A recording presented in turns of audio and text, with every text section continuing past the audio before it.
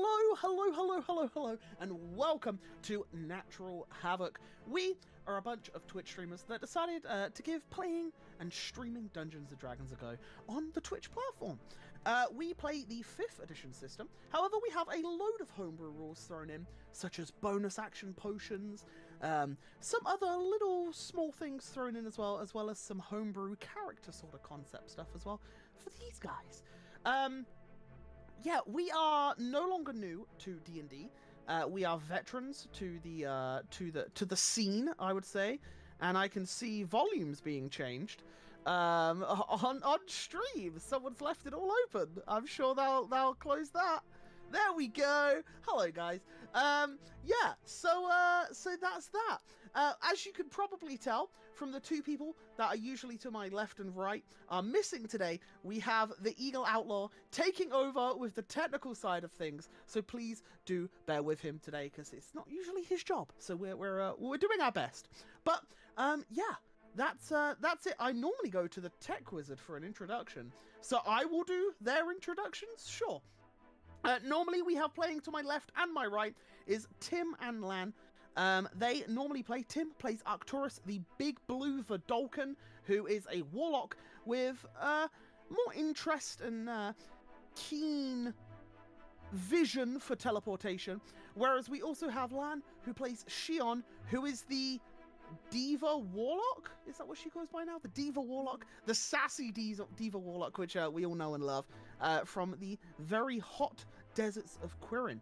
But below Tim, who we normally go to, who is our tech wizard and the social guy, Eagle, take it away. Hello everybody, I'm Eagle. I play Andros. Make sure you're following the YouTube, subscribe to the YouTube, follow the Twitter, follow the Instagram, join the Discord. You can talk to us every day live and all that bullshit. And then, yeah, just hang out with us on all those platforms. We try to stay pretty active. And I think I hit all the buttons there this time. For once, maybe. I'm gonna pass it down to Smitty, because she knows more than I do. Thank you, Eagle Andros. I don't know what to call you. Yes, do go social the follows. I feel like that's just Eagle's thing now to announce all. Yes, you're ready. I see you. But to announce all the socials. But my name is Shane. I'm playing Maeve. She's a half-elf druid barbarian. Okay. It's a good job that sending scrolls don't work with syllables because I would struggle. Anyway, I am excited. I am back in my normal background and I have a book so I can take notes again. Yay! Okay, over to Zeb. Hi. I guess we not having an intermission. Yeah, this is Agent Zeb. I play Erhard, the wild magic sorcerer, who does funny things once in a while, and he also does stupid things. So watch out, whichever it is. And apparently I've had my job taken away from me this week because everyone else is just introducing everyone else. So yeah, I'm Onion. Hello. I'm still a bit sick, so I will be coughing every now and then, but I will promise to try my best to mute myself before I do so. But don't worry about me, we're all good. I am the DM. I play everything from the grass, the rabbits, the cats, the people, the books, the walls, the monsters, you name it, that's me. Also the narrator for the story. But yeah, awesome. Okay, cool. Well, as you can tell, we do have... Oh, wait, what? And the Griffins. The Griffins, exactly, yeah, Demon Tail and all the other boyos and girlos that are there. But yes, let's dive in to this week's recap. Let me just pull it up, there we go. So, our session began with the party finishing up their preparations for their travel to Craddock. Andros and Erhard took their time to attune to their new magical items, while Shion and Maeve decided to use the sending scrolls Shion bought to reach out to old friends and family. They tried to contact the King of Chartusa, but even though the spell did work, he is apparently very well guarded against magic, and so the spell did not reach its destination. Next, they contacted Shion's father's closest confidant, and this time they did establish a connection, and he was very pleased to hear that Shion was still alive. Unfortunately, The next 2 spell scrolls failed. And heavily discouraged, Shion gave the last one she had to Maeve, who had no problem whatsoever connecting with her father. Shockingly, he was still alive and very happy to hear from her. However, his whereabouts was still unknown. The next morning, after some last-minute preparations, the party set off with Eliash. She used her teleportation magics, and before the party knew it, they were now standing in an unknown tower, which apparently belonged to a very famous healer. After a stern warning from Eliash to not touch anything, the party went downstairs to find a healer's shop selling all kinds of things a herbalist may need. And Maeve, being a novice herbalist herself, bought a few ingredients. Afterwards, the party went to the Griffin's Post, the place where they needed to get their mounts for the journey ahead. After a brief instruction from the Griffin's caretaker, the party chose their mounts. Andros immediately decided that he wanted the most aggressive one. And Arcturus, Erhard and Maeve went for the stronger, more beefier looking specimens. Shion decided to take the calmest one, while the playful youngest seemed to bond with Galoin. And as soon as the party got accustomed to their new partners, the party took a nosedive off the nearby cliff into the wild beyond. They took a 6-hour flight via their new-found Griffin friends, all of which feeling the cool air brushing past them, enjoying the wondrous views, and Andros occasionally battling against Demon Tail for control. Eventually they landed on the outskirts of the port town of Zoldin. And that is where our story will pick up today, as they all begin to dismount, say goodbye to their feathered and furry friends, and as they are put into their pens just on the outskirts in the Griffin Post, this is where we pick up. You are all stood just outside.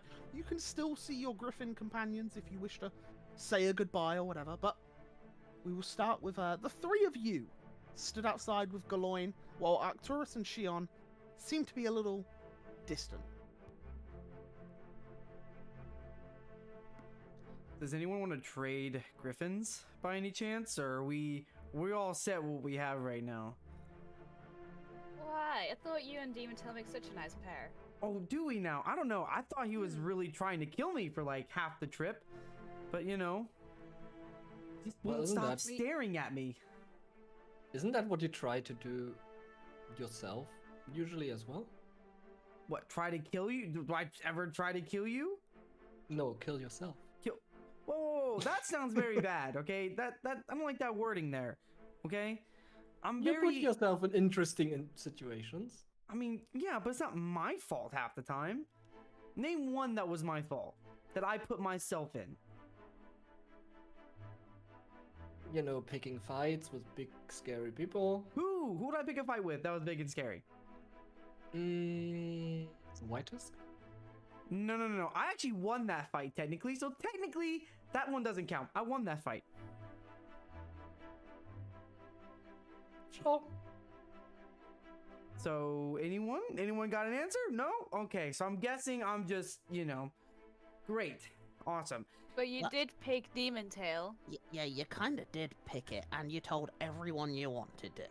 So listen, I thought after, maybe we bonded, because I see Maeve bonding with a lot of crazy creatures. Like, maybe I can bond with a creature. And I went up to the creature, and I thought maybe Demon Tail would be cool with me after, we hung out for like a little bit. No, that dude wants me dead. He just won't stop staring at me. If you want any tips on animal handling, you could just ask me. Yeah, or me. Or right. Galoin. Listen, I think I just if as long as I don't die, I'm fine at this point. That's kind of how that works, yeah. Yeah. I just don't want him to kill me. As long as he doesn't kill me, I think we're good. We'll be fine. You just gotta look like you're not scared of him, but you're also not aggressive with him. I tried that. I wasn't aggressive towards him. I didn't try to wrestle him. You did fine. You did fine. I thought I did pretty good with him. And he just doesn't like me. He doesn't need to like you. But it True. still works. Yeah, as long as I just don't die. And as you're having this conversation, you hear one of the gates shut behind you as this metal latch goes across. And you see the halfling man that you previously met. And as he walks on out, he adjusts his hat, the Napoleon-style hat, and you can see the locks of ginger hair just spewing out from beneath it. He walks out. Well, it appears that we all made it alive. Isn't that right, Andros? What was that? You managed to tame Demon Tail. I did not You tame got him. here. He tried to kill me. Oh, I agree. He definitely did try to kill your friend, but you made it. That's the main thing. I did make it. And I thought that, you might not, considering his reputation, which I did warn you about You did. before going up to You did. But I'm glad to see that you're all right. I believe in sometimes taking the most difficult path, because you learn a lot from it. Like I learned a lot about griffins. They're crazy beings. Things crazy. Oh, Andros. Hey, if you wanted to swap, I'm sure our guide wouldn't mind. Oh, by all means, I can take Demon Tail. No. He's a handful, but if you treat him right. I tried treating him right. You know what? Do you have any food on you? Maybe can I just throw him a food real quick? Maybe that will do something. We always have treats at the Griffin's post. We've got some ferrets if you wish to feed him them. I want to throw one at him. I just want to throw one towards him. At him? No, not at him, like towards him. Like kind of get in front of him a little bit. See if he's hungry. Right, follow me. Okay. And he lifts up the latch again, walks on him, and he you see him reach up, and clearly this Griffin's post is run by somebody else of a taller stature, because you can see that he's struggling to grab the ferrets, and he you see him jump once, and then he looks at you and he just points at it. I'll grab it. I'll do it myself. Yeah, and he says, just take it up to the fence, Mhm. call him over. Yeah. And, yeah. Okay, I'll do that. I'll walk to the fence, and I'll just take a deep breath. Hey, Demon Tail, and I'll show the ferret. And he turns with this glare, which you can just see. The brow is furrowed, so that it really accentuates some form of hatred towards the person calling him. And as you hold up the ferret, he looks. I'm gonna get you to roll me an animal handling check, flat roll. Flat roll. This dude just doesn't like me. Okay, an 8. Yeah, and as you hold up the ferret, he slowly starts coming towards you, but then he stops a little ways out and just stares at you.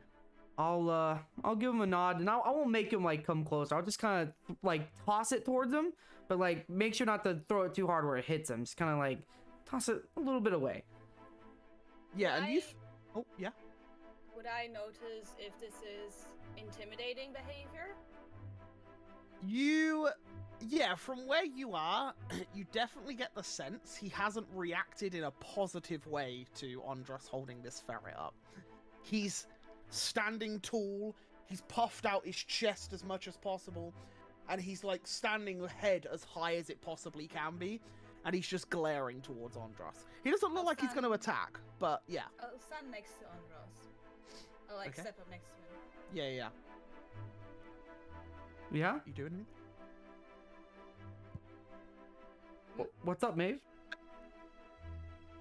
Just making sure you're okay. Don't worry. I'm fine. And I'll do what I said earlier. I'll toss the ferret.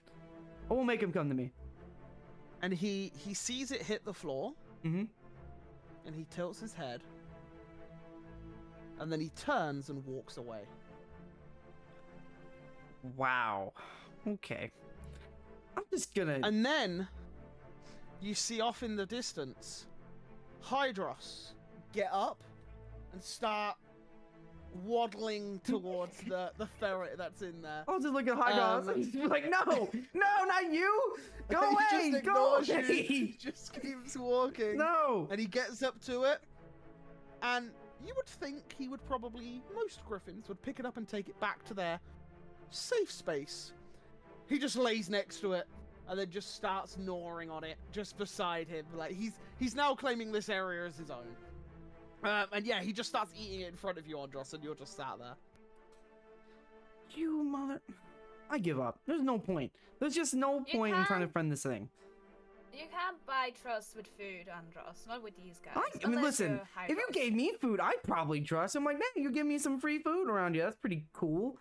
Yeah, but the difference is they're pretty smart. What's that supposed to mean? What is it supposed to mean? You tell me. Dang, that's not very nice. Well, you I'm might only have to joking. impress him. Huh? You might have to impress him. Impress him how? Yeah, how would you impress someone in your tribe who is stronger Oh, than you don't want to know the answer to that. Well, I kinda do Everything now. is trial by combat, right? If you want to impress anybody, you just challenge them to a fight. Hey, let's fight.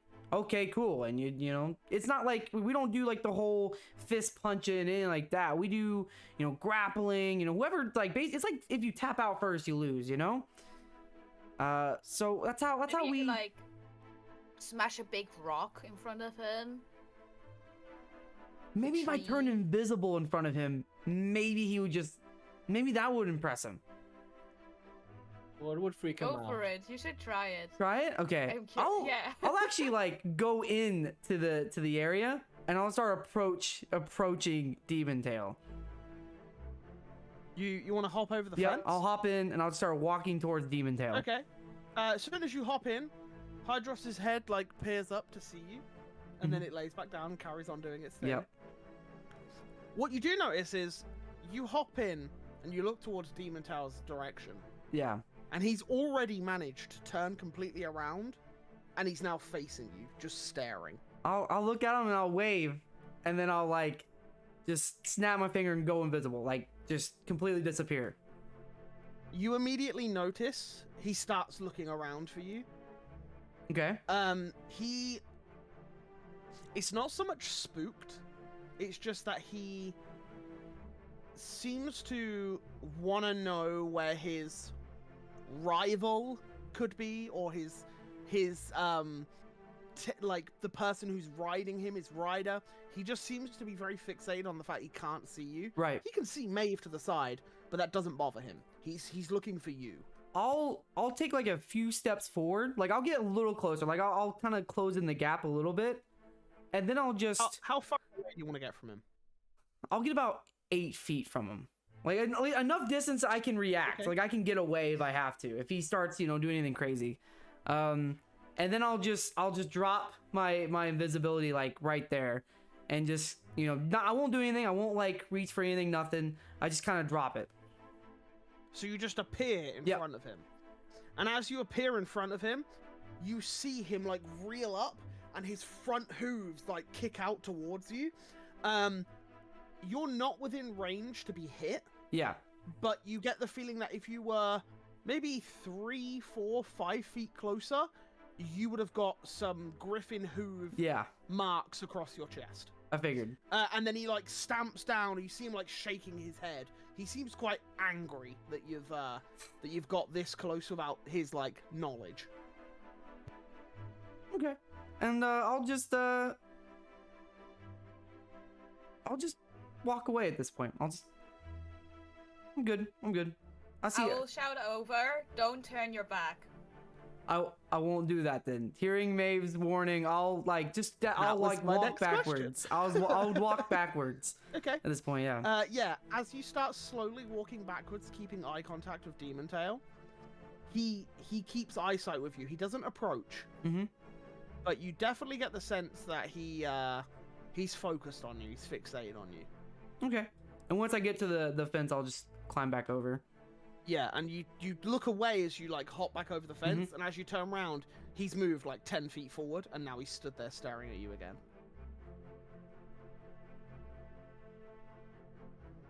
Oh, you know what? Fuck it. I'm gonna like stop going over, and I'm just gonna stay in now. Like stop, and I'm gonna take a few steps forward towards him. Okay, he's still staring at you. Can I just ask him, Hey, Maeve. how big is this pen? Ooh. The pen is around about I would say 25 to 30-ish feet long. Like it's like a big circle, like paddock. They can fly out of it. There's nothing stopping them, but they remain because they've been trained to. And yeah, you just see. You see a few of them like running around. You see Falcor and Itzy just running around playing together. Like one of them splashing one of the others, and yeah, they're just running around having fun. But yeah, Demon Tail's very fixated on Andros, and yeah, you walk closer. How close are you going? I'm still gonna keep like the 8 feet away because I'm not trying to get hooves in my face. But Okay. I'll walk like a few. I'll say I'll walk in like maybe like 1 or 2 feet in. Like I'll take a few steps in to see if you know. And it just stares at you. Stares at me. Maeve, can you not speak to griffins? They're not animals. I can help you if you want. How can you help? I mean, I'm a druid. I can help, but I can also help you with guidance. Don't know what I'm like. I'm just trying to figure out. What are you trying to do? What are you trying to do? Well, I'm trying to show him like I'm not gonna back down, but I'm also just trying to be like, hey, look, dude, like we're cool. We don't need to be against each other or anything, you know? I don't know if that makes sense, but I just want him to chill out. The dude's crazy. Right. Have you tried bowing down to him whilst keeping eye contact off a safe distance? Why would I? Maeve, you not see the size of this dude? If I bow down, he's gonna take that as he's gonna just take me as like being weak or something, just rush up on me. No, it's okay. I'll walk over to Stormcrest. Yep. Say like 10 feet in front of him, make sure he notices me. Yep. Stormcrest is looking in your direction, and again, puffed up chest, looking towards you. Looks very regal. The griffin does as it like puffs up its chest. And I will do exactly what I said. I will keep eye contact and I'll bow down to him. Yeah, and as you bow down, you notice, Andros, that the Stormcrest bows his head as well. Oh, you gotta be kidding me. I will. Just don't look away. Will not Don't look look away when you do it. I will get 10 feet away from Demon Tail, keeping eye contact, and I have a pause. I don't see this working, but I'm gonna trust Maeve, and I'm gonna go ahead and bow to Demon Tail. Okay. Roll me an animal handling check, please. No. Can I cast guidance? You can, but it is at disadvantage. Okay. 14's not Can I- bad, but you get a can I- D4 as well. Okay. You want me to Can I roll bend it? luck I can Bend roll luck, if you- does that allow you to... to add to an attack roll, ability check, or saving throw? Oh, 3. Okay. And 17. is it... What does it add? D4. Okay, so yeah, and another D4 as well. Ahad, you can roll that. Oh no. Sure.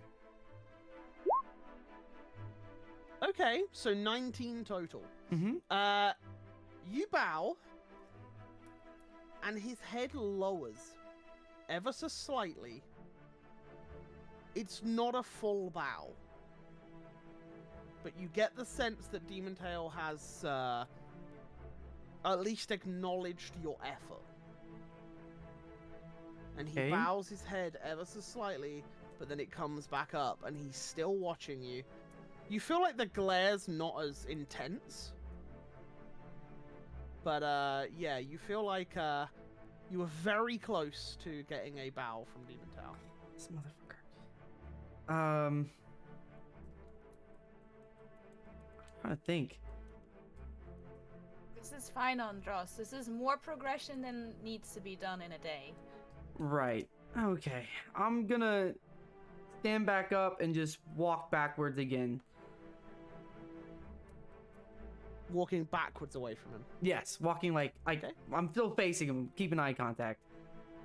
Yeah, no worries. I don't want to get hit. And yeah, as you both hop back over the fence, your little halfling friend, he stood there and he looks at the pair of you and he's like, "Well, I wasn't expecting you to get that close to Demon Tail.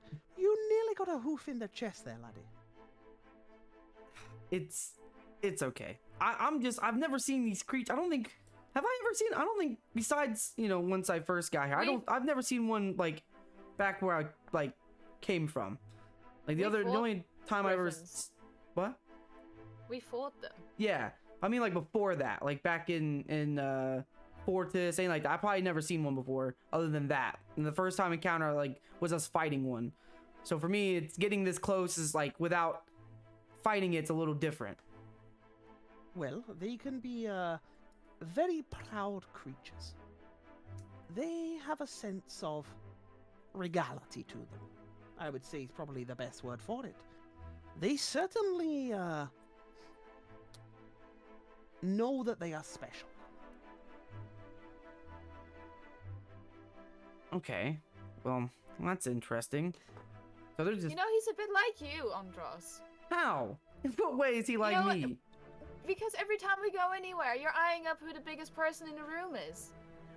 I did that. That's even tail. I did that in Arkenvale when we first got there, but I don't think You I've did done it that in a couple while. of times. When since Arkenvale have I've walked in a place and started eyeing up the biggest person. Well, didn't you do exactly that in the Griffin pen? No. For Demon Tail? No, He's the biggest, baddest one. okay. No. I saw he There's was a the ton most in here. aggressive, and I was like, I just wanna, I want to see if I can befriend the most aggressive one, right? Because I like to think I'm pretty aggressive, right? I mean, I'm pretty aggressive in combat, so I think if I had if I befriended a similar aggressive Griffin, I think we'd be a perfect match, But he's just angry. So- He's so mad. Yeah, similar. Without the angry part, sure. Like he's just mad. Okay. He's just I don't angry. think he's. I don't think he's actually angry. I was Fire. trying to be nice to him. Anyway, can I see what Falco is doing since everyone else was Yeah, out here? he's currently playing with Itzy. The pair of them seem to. There's like a small pond area, and every now and then, one of the others will go and sit by the pond because it's like cool, refreshing. There's like the sound of crickets nearby, and it's quite peaceful. And then you just see Falcor just splash in the water and splash the one, and then it gets up and like it starts chasing Falcor a bit, and then because Falcor's done it, you watch Itzy copy and then do the same to a different Griffin, and they just seem to be playing, having fun, and enjoying themselves. I guess I will just leave him to play. Hmm. Okay. And as you're all stood out front, Koras speaks up again. He says, "Right, well, as much as this has been fun watching you play around with the Griffins, I am going to go to Zoldin. There's plenty of bars there, with a few drinks with my name on. And, as customary for the Griffin Post, I will buy you all around if you wish to join me." Huh. I can go for a few drinks. Yeah, I mean, we might as well make this a working holiday, right? I mean, I Well, feel like we've done a lot of work. You do have the evening. We won't be setting off till the morning, about 10 a.m. So you've got plenty of time to settle in, relax, and try to enjoy yourself. Have either of yeah. you or any of you been to Zoldin before? No, I'm not even from this Never. continent. I don't believe I have. You're not from the Alright, well, you are at Oxenden. There's a few around Craddock, to be sure. But I don't see too many of your kind, but there are some here. Well, Zoldin is the port town. It's the closest to the mouth of the Bay of the Serpent Bay. It is in fact, like many coastal towns, a little quieter, but due to the fact that not many ships are able to leave the mouth of the bay, many of them come to Zoldin to, well, drink the time away until it's safe to go upon the waters. So, the strip is very busy this time of year, and especially right now. And in the summer, I always find that ale and cider goes down much better. Well, let's go. Is there any sightseeing to be had? Anything special you could recommend in town? the docks themselves, you can find quite a few impressive ships upon the docks. And obviously, if you look upon the waters, you can see the cliff face and the great city of Ithaldor. It's quite a ways off, though. So, Hey, do you let's go. have? You only have one tavern, or more? Oh, my friend, it's the Strip.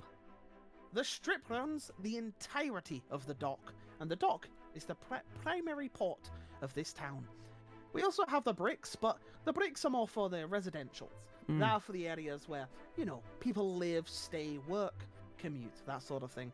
But the Strip itself has, I think nowadays, about 22 bars and taverns, which you can visit all of them. Some are obviously outfitted more towards certain clientele, but there's quite a few good ones. What sort of things are you two into? Well, all of you into? Well, personally, I just would like to maybe be able to talk to some sailors or captains maybe of ships that might know stuff about the area.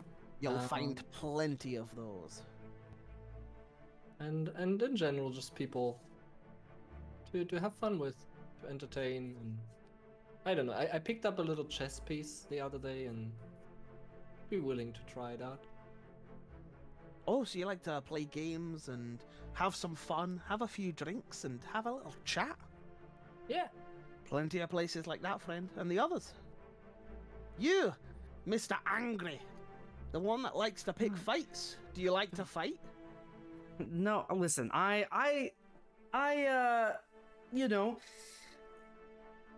Here comes the excuse. what excuse? No, I like to fight. I'm a fighter. Oh, you like to fight? I'm a fighter, Well, why of don't we course. stop off sometime at the the Pit of Pints?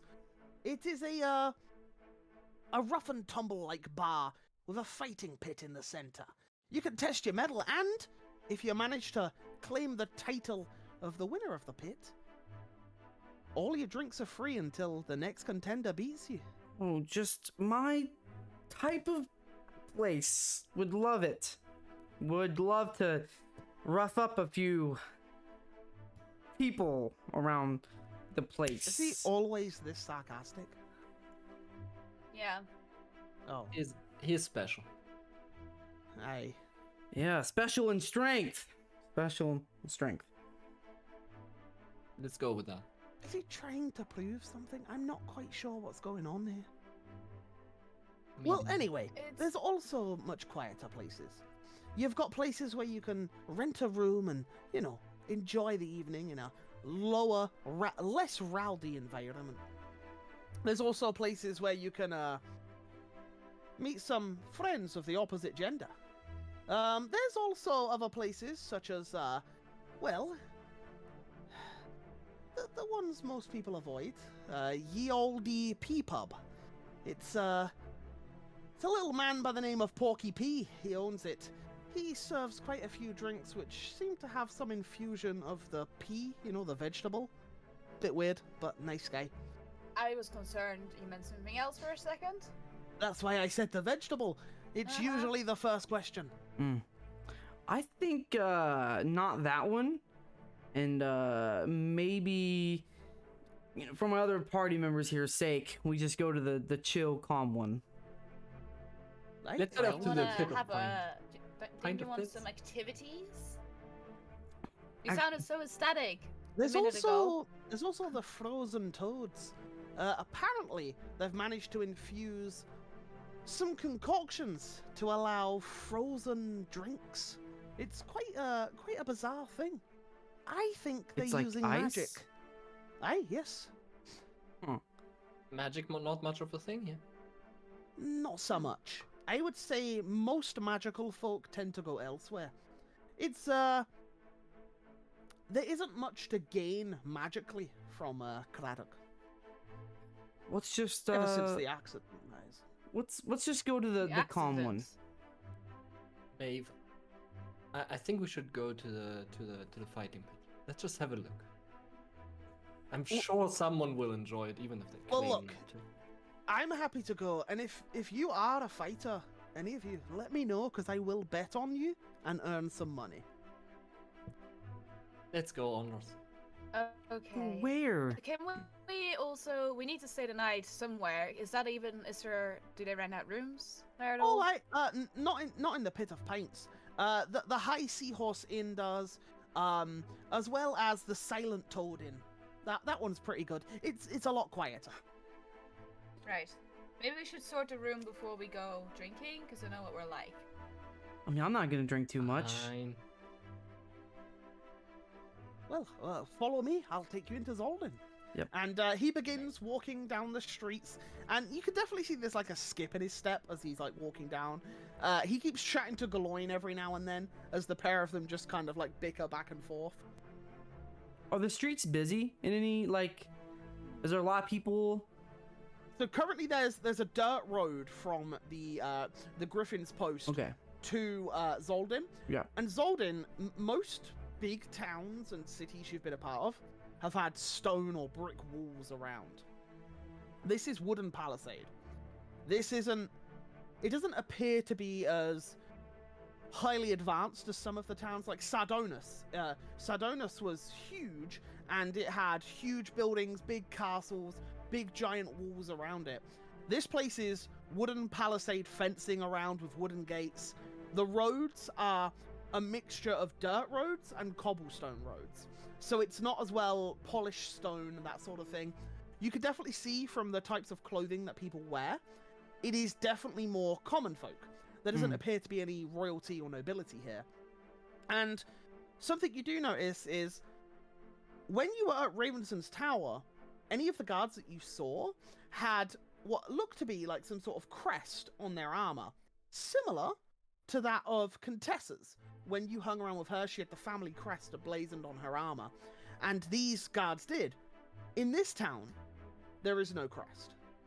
It appears that maybe this town doesn't have a ruling family, and it's more of a militia, per se.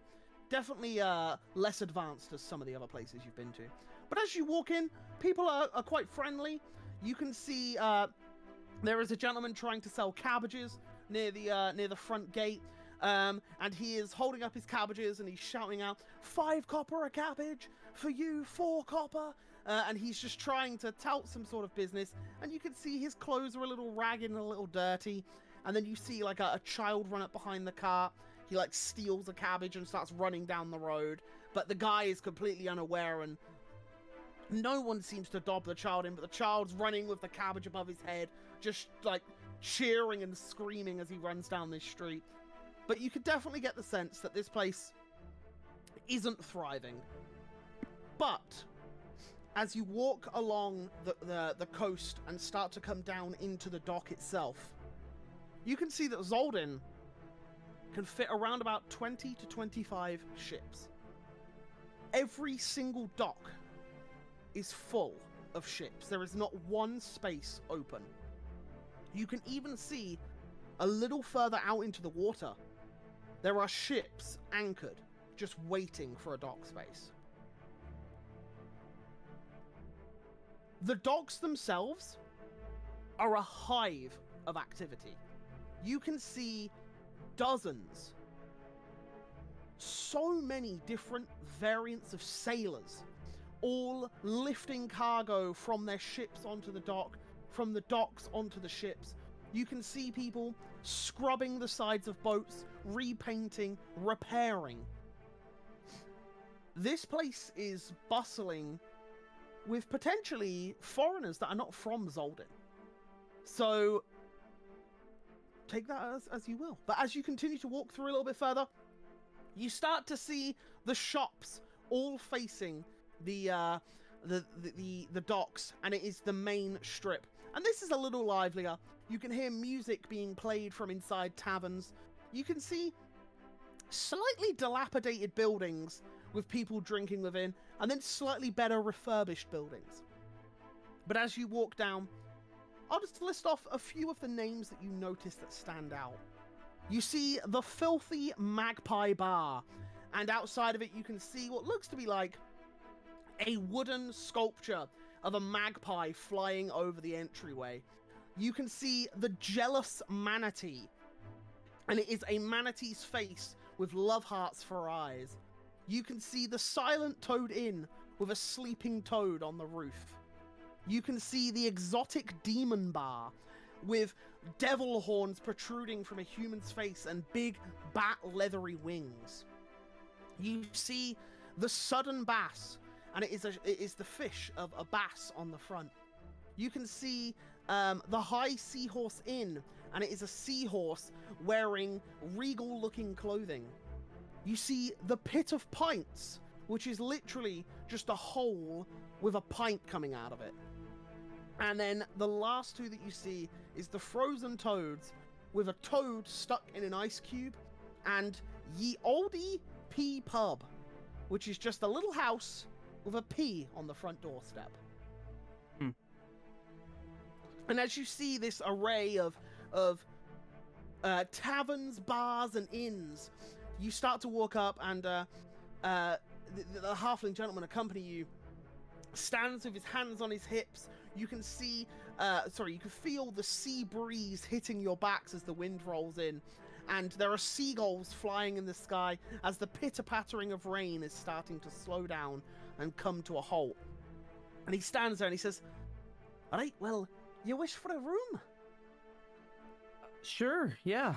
Where would you like to go? The High Seahorse Inn, or I'd probably suggest the Silent Toad Inn. Silent You could Toad. find somewhere else. Is it but nice? Is it nicer? How much is it gonna cost us?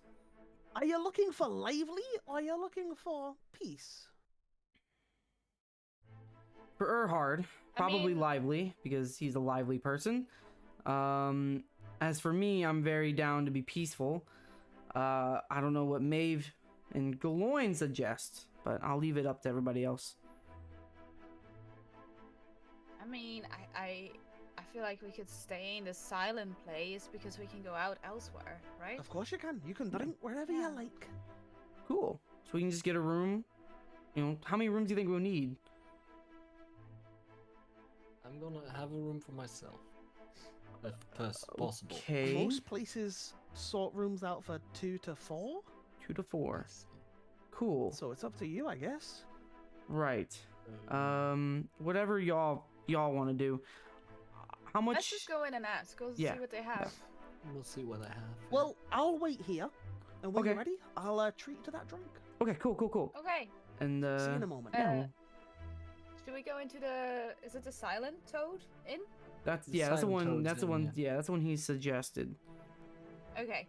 Okay. And as you approach and you see this like wooden sculpted toad laying on its back with like a big like bubble as if it's snoring, you walk on in, and within it just seems a very rustic sort of tavern.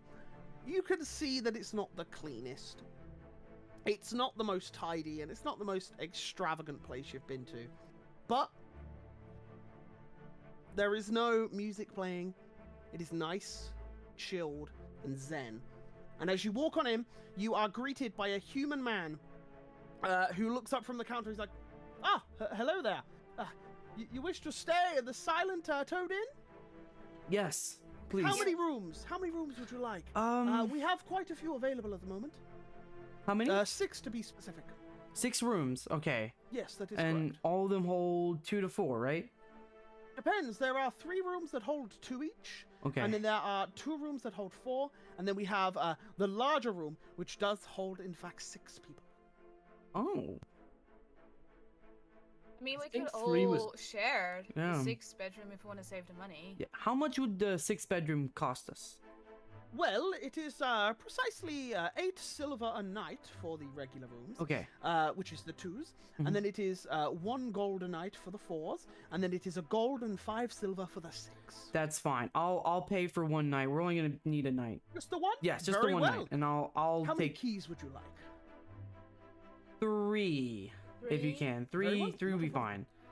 fine. And he takes your coin, puts it into a small pouch, rustles through, and he pulls out 3 keys.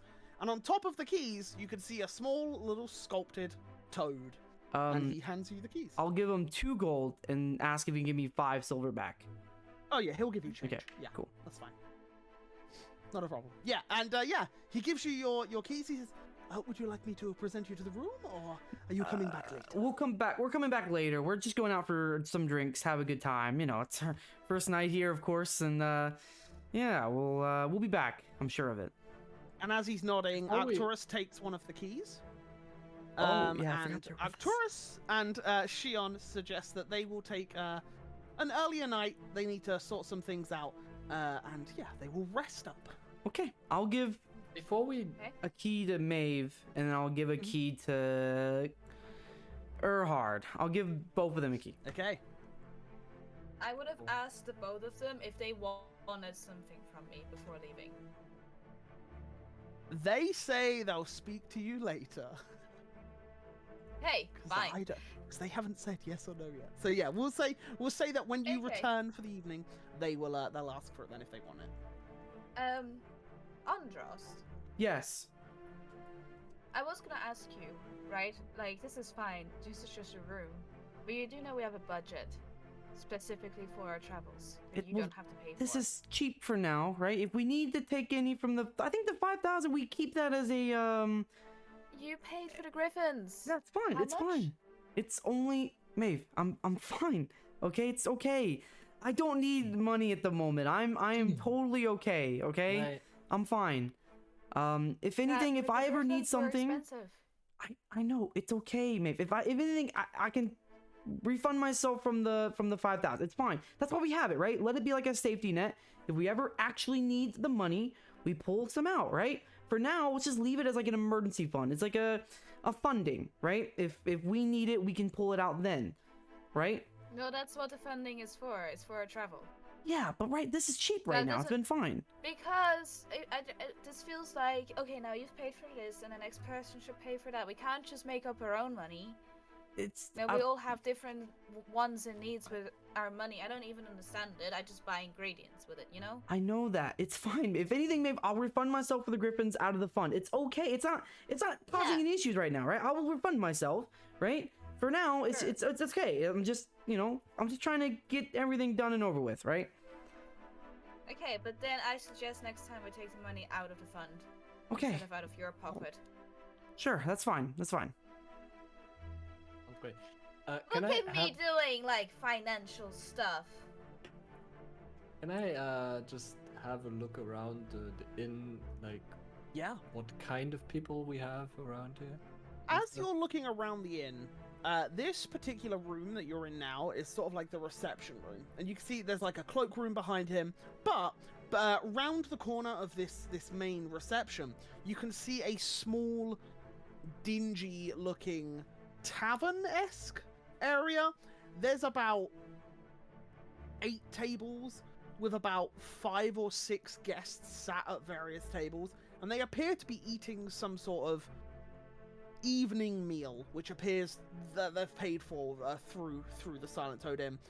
Many of the folk here are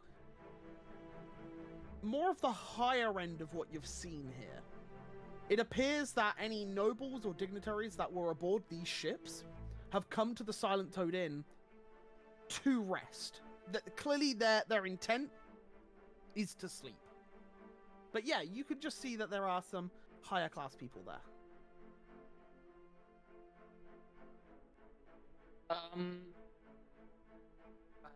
I guess we'll go over and find a place to drink. Yeah, that's fine. Which one you guys want to go to? Frozen Toads. Toads. This is the one we're in right now. No, this is a Silent Toads, and Oh, Frozen okay. Toads had like special drinks. Don't think we supposedly wanted magical. that, right? That's the disgusting one with the pee? No, that's the. Did you listen? No.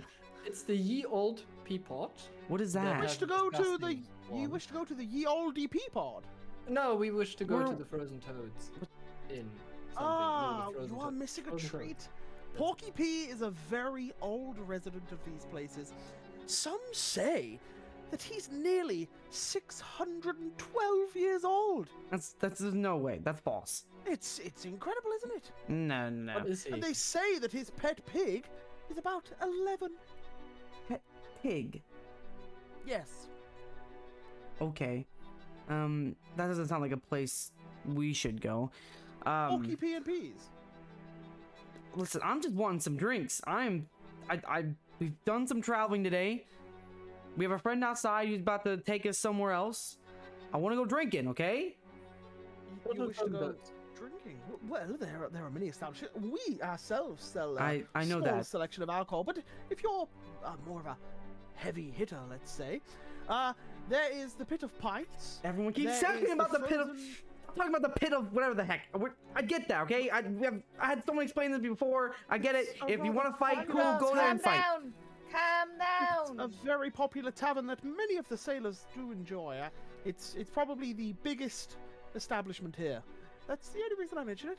No offense, sir. I do not wish to fight you. I'm not If gonna I did, fight I you. would be at the Pit of Pints. Oh, well, at least that one's out the way. There is the Sudden Bass. Just so you know, a little game that they play. Roughly 2 or 3 times in an evening, they throw a sea bass onto the stage. And when they do, for the next 10 minutes, every drink is free. A sea Little bass. gimmick they do. They think it's funny. Great. Because suddenly there's a sea bass. You get it? Very Suddenly hilarious. Yes. Well, I didn't make it, but they did. Anyway, or if you're into more of a eventful evening, there's the Exotic Demon Bar. A group of tieflings moved into town 10 or so years ago and set that place up.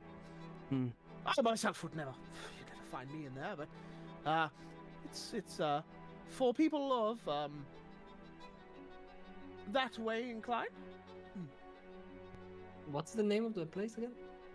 The Exotic Demon Bar. You can't miss it. It's the one with the porcelain face with the red horns and the wings out front. Is that where you want to Intriguing. go? Well, Erhard? Andros doesn't seem to want to go to the Frozen Toads, so... Okay, so why don't we go to the Pits and Pots? Or whatever, Pits and Pines? Bit of Pines. Sure, let's go. Yeah. We don't have to fight, Andros. We can just go in. Yeah, we can go. We can yeah, go. we don't have to. Yeah, we can go. That's fine. We can observe. Let's see what it's like when there's no magic in town. It'll be Fine. just your place. If anything, go. yeah, this should be your kind of stuff. We, like, Erd and I are out of our place here. Let's. Are you, We can Maeve? go. We can go. That's fine. Well, you could just do all of them. We'll go for a chore later. Let's start somewhere. Yeah. Pit of Pines. Well, have a wonderful evening, and I'm sure we'll see you later. I'll walk out. Take care. Goodbye. Thank you. And as you step outside, you see Koras out there with Galoin, who didn't come in with you earlier, as they just seem to be talking amongst themselves. And Galoin is like, Have we decided which tavern we're going to yet? I think it's Pits and Pines. Oh, okay. Yeah, the rough and tumble one. Sounds great. Yeah, it sounds fun, right? Sure. Maeve can show her wild side. I don't know what the rules are. Oh, yeah, that... Couldn't you just turn into a bear? I didn't mean that. Oh, I meant, like, she kind of rages sometimes. Maeve would be great in a fight. Yeah, but I mean, does that count as magic? I don't know. Raging is fine, I'm sure. I Oh, well, wouldn't let's turn find into out. a bear if I would. Let's find out. and they start leading you down. And as you walk on into the Pit of Pints, and you just see this hand smashing through a hole, holding a pint, you walk through the swinging open doors, and it is bustling with different people. All manner of walks in life, all sorts of races that you could imagine would be in here. There are kobolds, goblins, orcs, minotaurs, there are turtles, humans, drows, half-elves, elves, dwarves, halflings, gnomes, Goliaths. There is an array of different races in here. And behind the bar, you see a 6'5" orc gentleman laughing, joking, pulling pints, and passing it to the patrons. And sat up beside this bar, you see a minotaur that has to be 8 foot plus, just squatting on this larger stool as he's just drinking, downing a pint, slamming it down, and the bartender seems to take it, refill it, and put it in front of him. And there is just merriment to be had. In the corner, there is a tabaxi playing on a 3-stringed banjo. As he's playing along, everyone is dancing.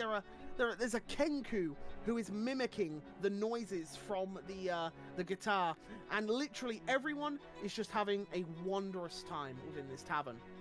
But one thing you do notice is in the center of this tavern, a very rustic tavern that's primarily made of woods, metals, and stones, but very mundane in its decorations. There's a couple of animal heads on the walls and a giant fireplace in the back.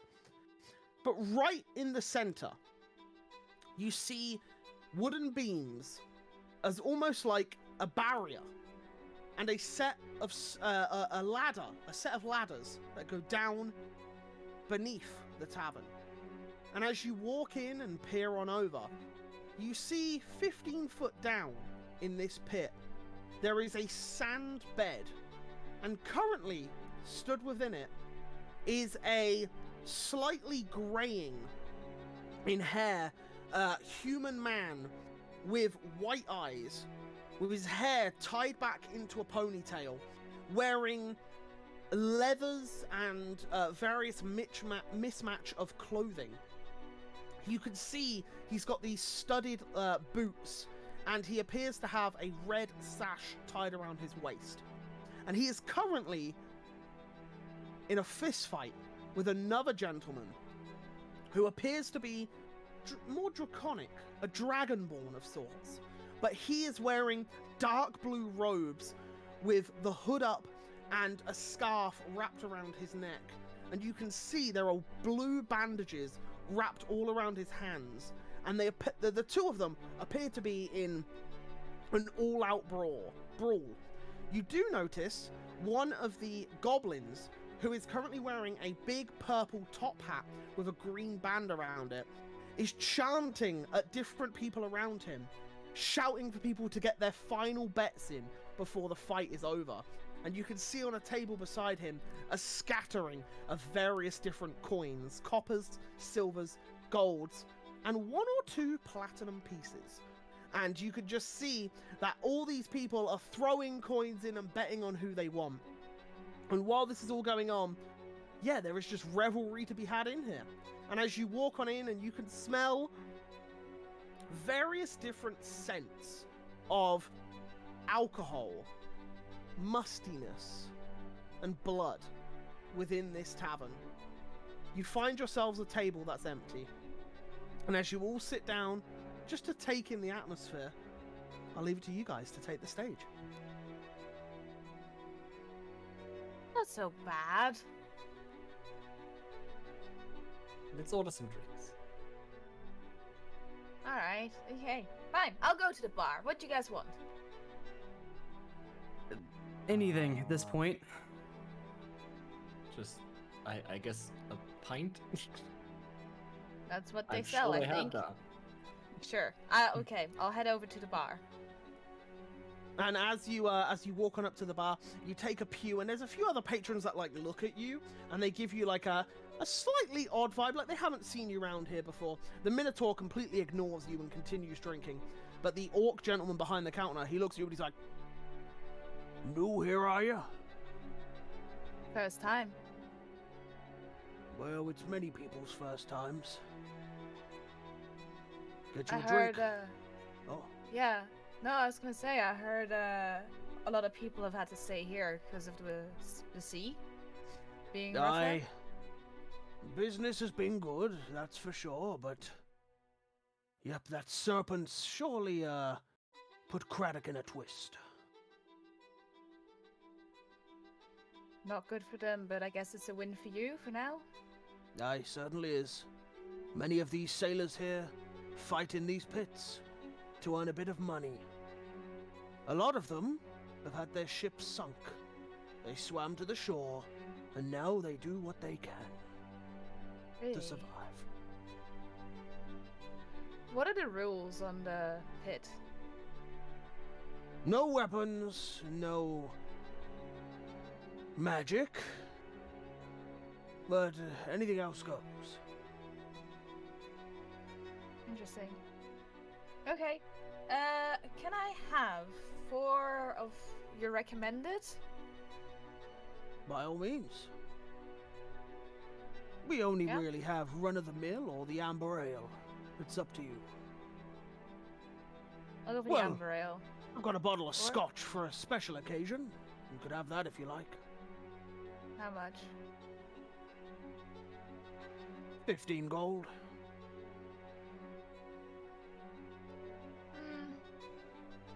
Let's go with the amber one first. I don't know how long we're gonna hang around. 4 amber ales. Mm-hmm. Very well. And he starts to pour the pints. And you see the Minotaur, like, look down at you. And, like, he, like, snorts a little. And you hear that, like, that nasally sort of, like, noise that they make when they, like... You know what I mean? I don't know how to do it. But, yeah, where they, like, puff a gust of... A gust of, like, air from their nostrils. And then he looks back up. And then he carries on drinking. I look up to him. Like, do you need a tissue? What? You sound a bit nasally. Do you need a tissue? Don't talk to me. Fine. Puny little girl. If you think so. No, so. Yeah? Okay. We'll see. And he carries on drinking, and you see the orc gentleman like look at you, and he slides you a drink over, and he like leans in. He says, I'd be careful of that one. I'm not trying to challenge him, but I'll stand my ground. Aye, well, that's the title keeper. Sees They everyone call- as competition. Oh, aye. He'll spot the biggest in here, and well, he'll try to challenge them. Okay. Interesting. They call him the Anchor. The anchor. Aye, apparently Wait, how quite does a he earn that name? famous. Well, quite a famous captain before his ship was sunk. Apparently now they call him that because whoever he punches, he puts them to the bottom of the ocean. Is there the pit? Is this to the death, or is there a tap house? No, what do you think we are, barbaric? No. Just until unconscious. I mean, you say he takes them to the bottom of the sea, so I was wondering if they were dead. It's a metaphor. Oh. I'm learning about those. Working on that. Okay, what do I owe Or you? amber ales, well, that'll be, 2 gold. I give him 2 gold. Thank you. And he takes it, and you get given 4 amber ales. And as you come back over to the table, you see Koras, who he's saying to the rest of you, all right then, so which one of you wants a drink? I'll go and get them. Not a problem. Like I said, first round's on me. I'll probably be done with the one I'm about to get pretty quick. So you want to give me another, just another random, just give me whatever you get. And I'll just, sure. Oh, not a problem. Same for you. Sure. Sounds Very good. well. And I'll get the same for your friend. And he wanders off, and he nods to you, Maeve, as he walks up to the bar.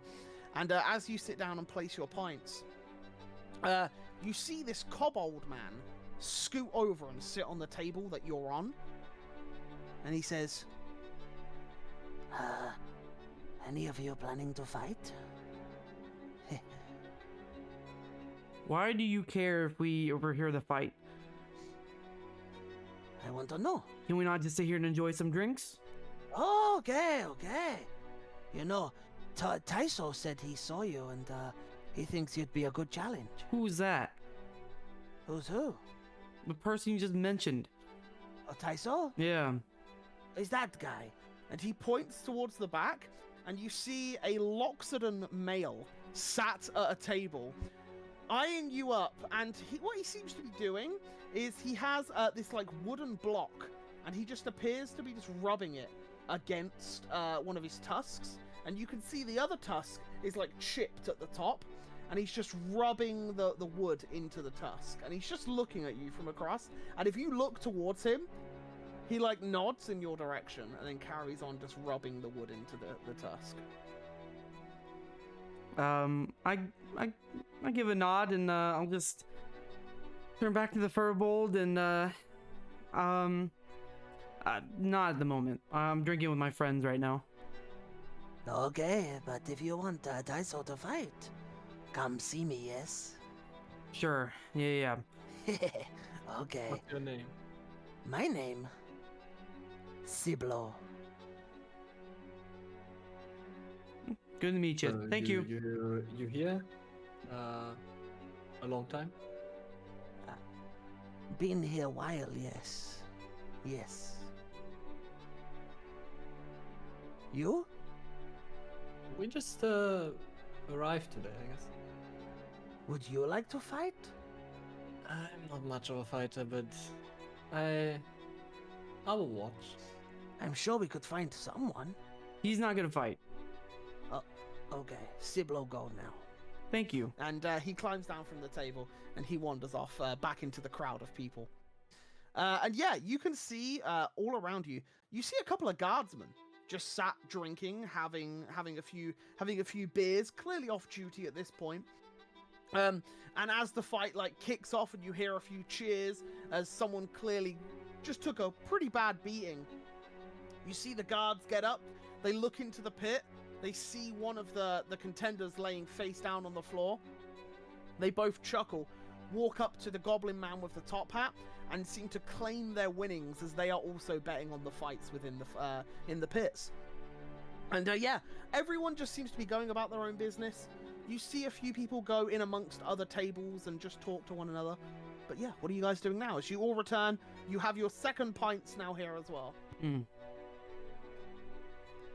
guys saw that Minotaur at the bar? I look towards the bar. Yeah. He goes by the Anchor. He's the title holder of this place, the fighting. He will look for the biggest guy in here. And I look at Andros. I don't know. Does the other Loxton look bigger than me, or am I taller than him? 'Cause I'm 7'10". I'm like the max height of what a Loxton would be. He's a similar height. Similar height? Okay. He sat down, so Right. without him stood up, you wouldn't know. Okay. But you get the sense he's not far off what you are. Okay. And now that you take a better look at him, roll me a perception check. Okay. All of you roll me a perception check. I'll say as you're having this conversation. Not bad, not bad. 14. Okay, unfortunately, Erhard, you're a little distracted as you spot the kobold go to another table, and you like lip read a few things that he's saying and can kind of get the gist of the conversation. That he's like, Do you wish to fight Taiso? as he's just talking to now another person.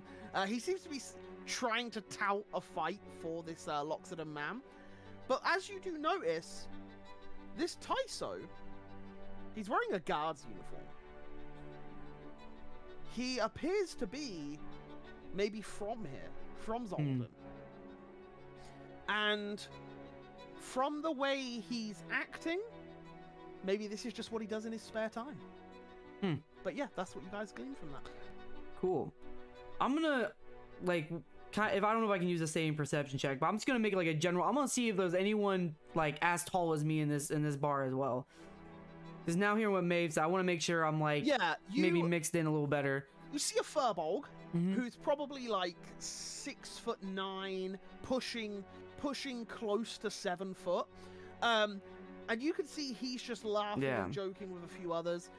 You do see a dragonborn male who's about 6'8", who's also in here. There are some tall people in here. Right. But you and the other Loxodon are like the two biggest. Are probably the closest. Size-wise for this Minotaur. How tall is a Minotaur?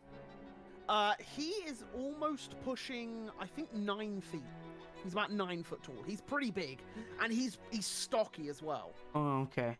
Yeah, he's a big guy. And just for a description for you all as well, you see the anchor, as he goes by, has a huge tattoo, as you can guess it, of an anchor across his back. And then at the bottom of his back, he's got like a seabed with some like seaweed and shells and various other things as part of the design. And then around his arm, he's got tattoos of anchors linked to anchors going around the arm, like a tribal ring around the arm. You can also see that he wears these dark burgundy fingerless gloves, which have like leather padding around the hands and the wrists, maybe for lifting heavy weights and anchors and such things like that. You can also see that he is completely shirtless, and he has a mane of hair which is like a burgundy sort of color, and his skin tone is like a light brown.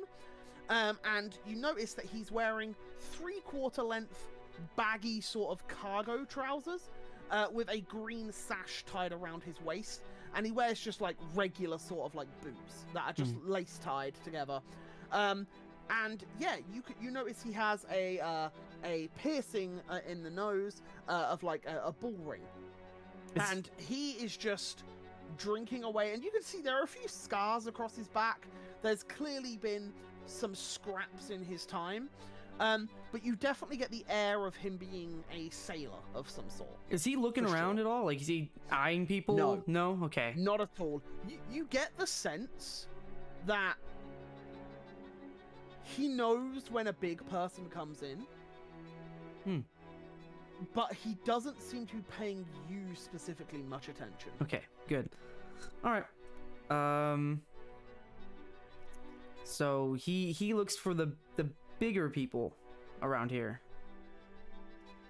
Well, Pretty sure he looks for a challenge. He seemed to be very much into his drinking when I stood next to him. Good. Oh, you're But talking this is- about Sylvanas? Who? The anchor?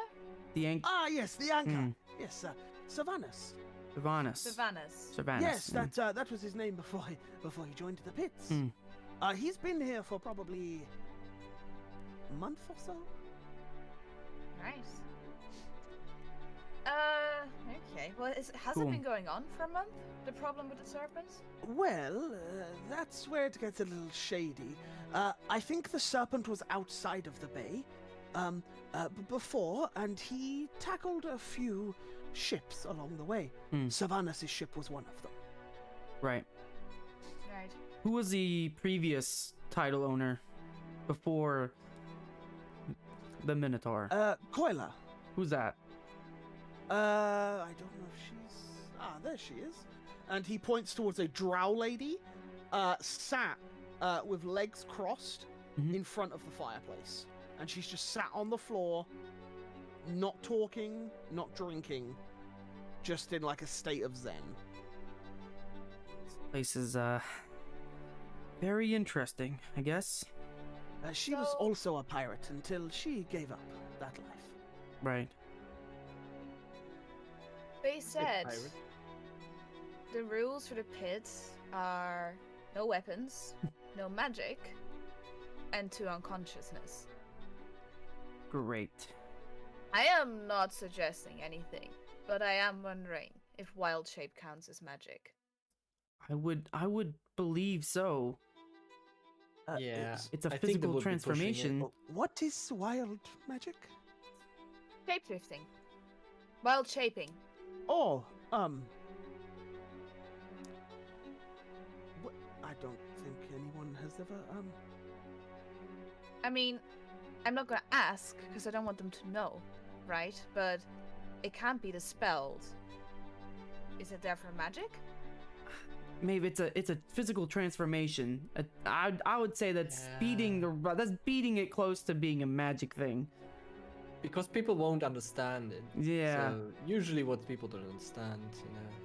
Well, I'm thinking what this whole pit is, you know, throw some punches, basically punch until you're knocked out. Keep fighting, whatever, rough house, whatever it is. It's basically back what they did at my tribe. It's basically almost like trial by combat, almost.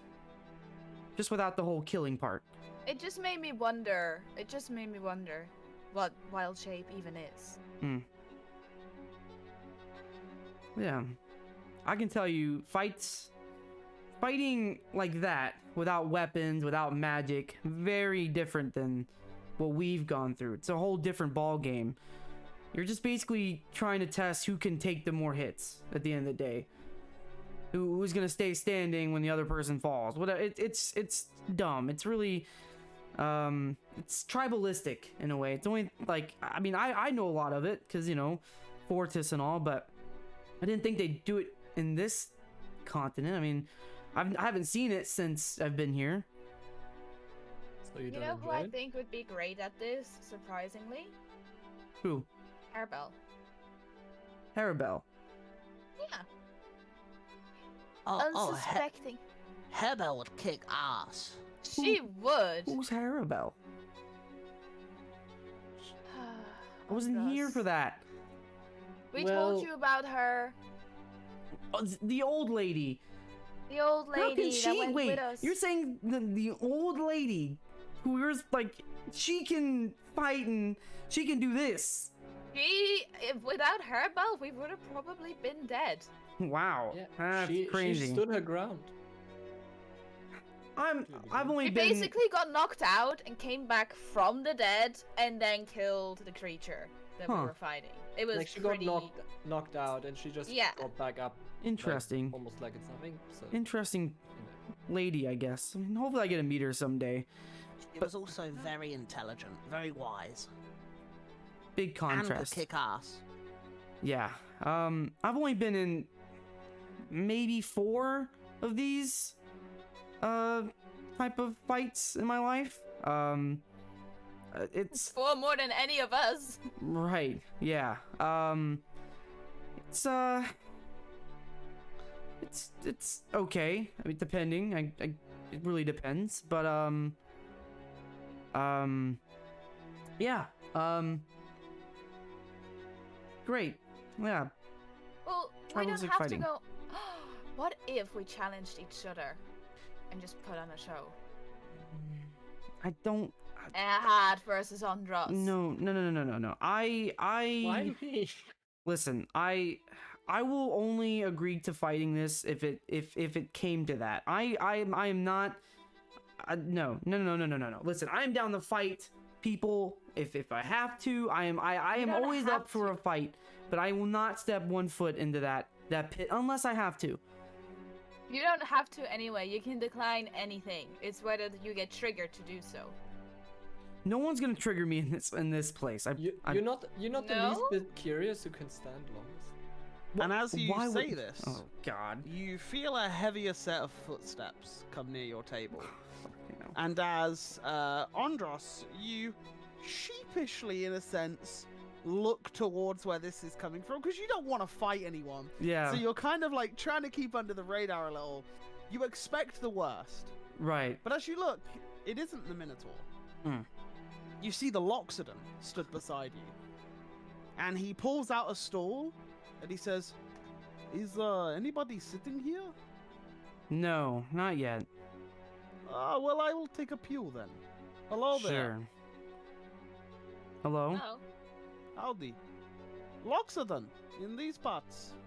I'm not from Thought these I parts. was one of the few. Right. I'm guessing Where you're you from. then? I'm from Fortis. Ah, you traveled a long way. I sure did. You look nervous. I'm not here to fight. I'm not nervous. As you can imagine, Loxodon, not many here. I Right. tried to find friend. Friend. The last Loxodon I met tried to kill me, and I had to kill them. So, my Oh. track record with Loxodons in this continent has not been the best. Look. I'm Tyso. It's Well, a pleasure.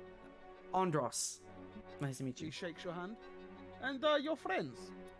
Maeve, and I'll point to Maeve, and then nods. Erhard. And he winks. Well, it's good to meet you. I am Guard here. Guard. Yes, I come from Kuvak originally. Kuvak. Come to Kradok to try to build new life. New life. Nomadic tribes travel winter. Wasn't too much of a fan. It's very cold. So you left your tribe as well. Oh yes, I traveled south to begin with. Got lost in a forest and then stumbled across some travelers. Wait, so you just left your tribe? Just said, I'm good, I'm out. Yes, too much traveling. Nomadic tribe. We don't stay one place. Always moving, always finding new place. That's your tribe, though. I mean, they're your family, right? They're your people. Yes, but they not change. We need change. Change, right? Our people die from travel. Too cold. We need to find safe haven. They not agree. I try to find it.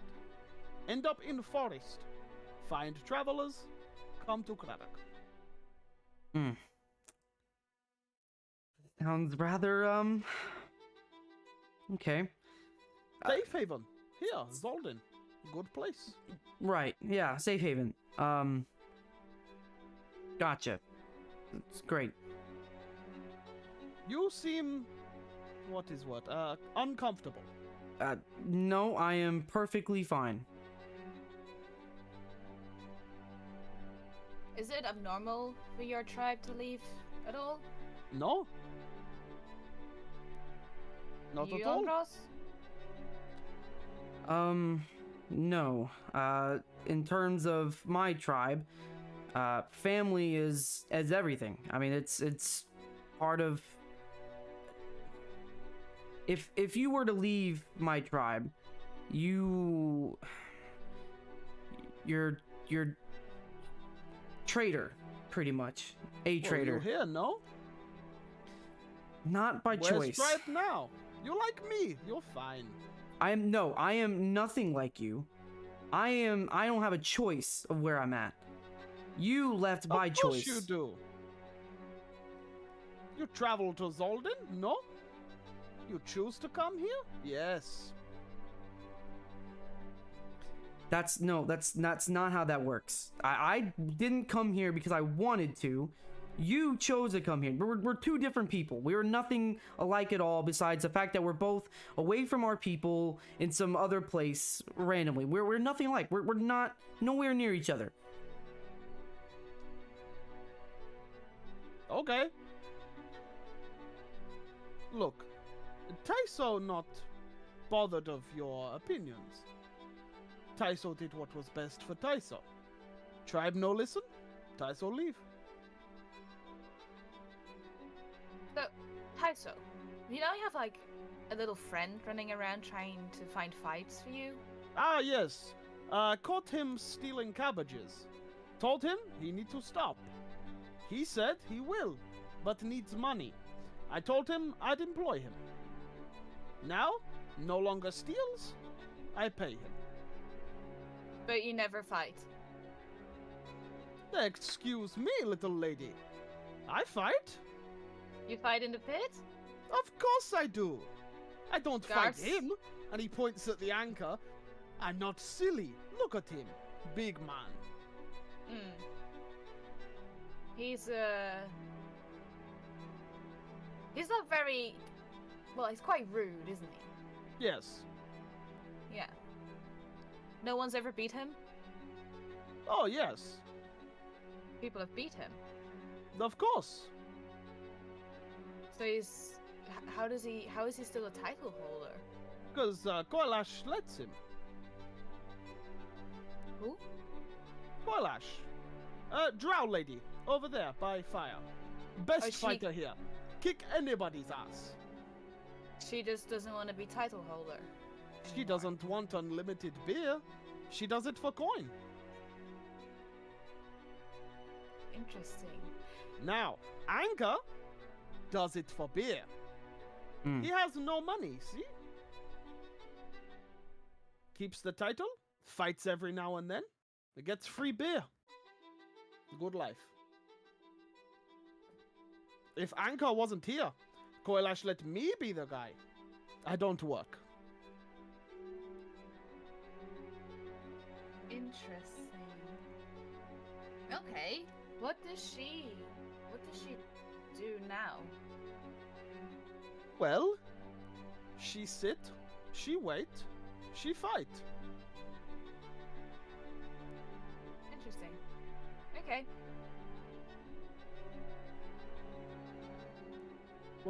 What can you tell us about the docks? You know, like it's full The of docks, broken many ships. boats. Mm-hmm.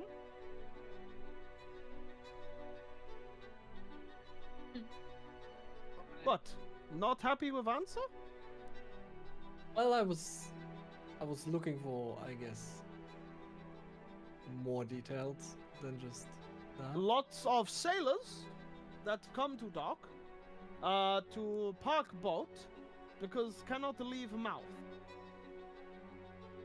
Big So, serpent sea destroy ships. Many people here cannot get home. So, you know anyone that's that might know where it came from? Where what came from? Serpent? Serpent. Yes, sea, ocean. That's where it came from. Sure. I Turned up guess so. by the mouth. Destroy some ships. Swim into mouth. Destroy more ships. Not leave like mouth. Hmm. That must be it. It stay for some reason.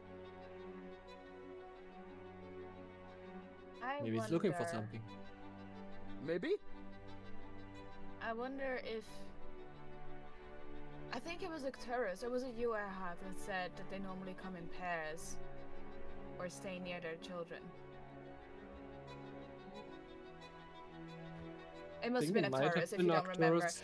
There Yeah. has been. I feel like something has happened, and that's why it's angry. I don't think it's just going on a brawl. Maybe. But it won't leave. So, King Ackleton. He round up people. They get on boat. They fight Serpent. And didn't work. Well, not yet. Serpent's still there, no? Hmm. And the sailor died. His ship. Many sailors die, yes. Some wind up on beach. Come here, drink, fight. Okay. Am I doing my second drink at this point? Sure. Yeah, Sure. you can be. I'll go up to the bar and try to order another one. Another pint. Oh, you getting drink? Yes. If give you coin, get me one. Sure. Thank you. What do you want? 5 silver. Here you go. Amber ale, pretty good. Amber ale? Gotcha. Yes. And thank I'll you. I'll walk towards the bar. So, a little lady and friend. Where you come from? Elenesta? Ah, been there. Lots of trees.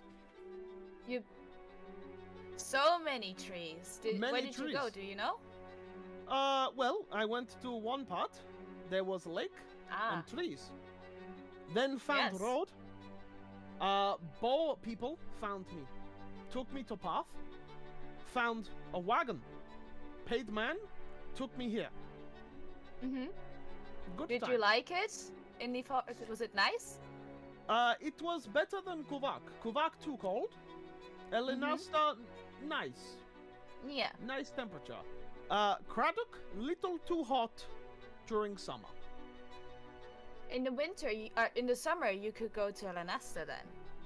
Ah, good thinking. Yes. Trees provide shade. Right. Yes. Yes. Yes. Smart little lady. Yes.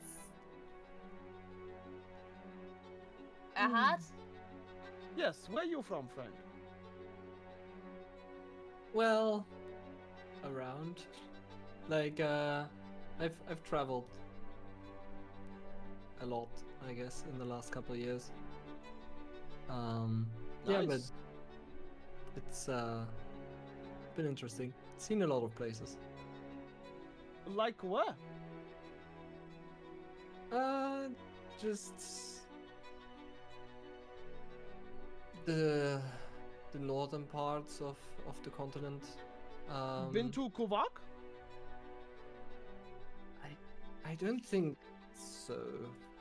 You would know. Lots of snow.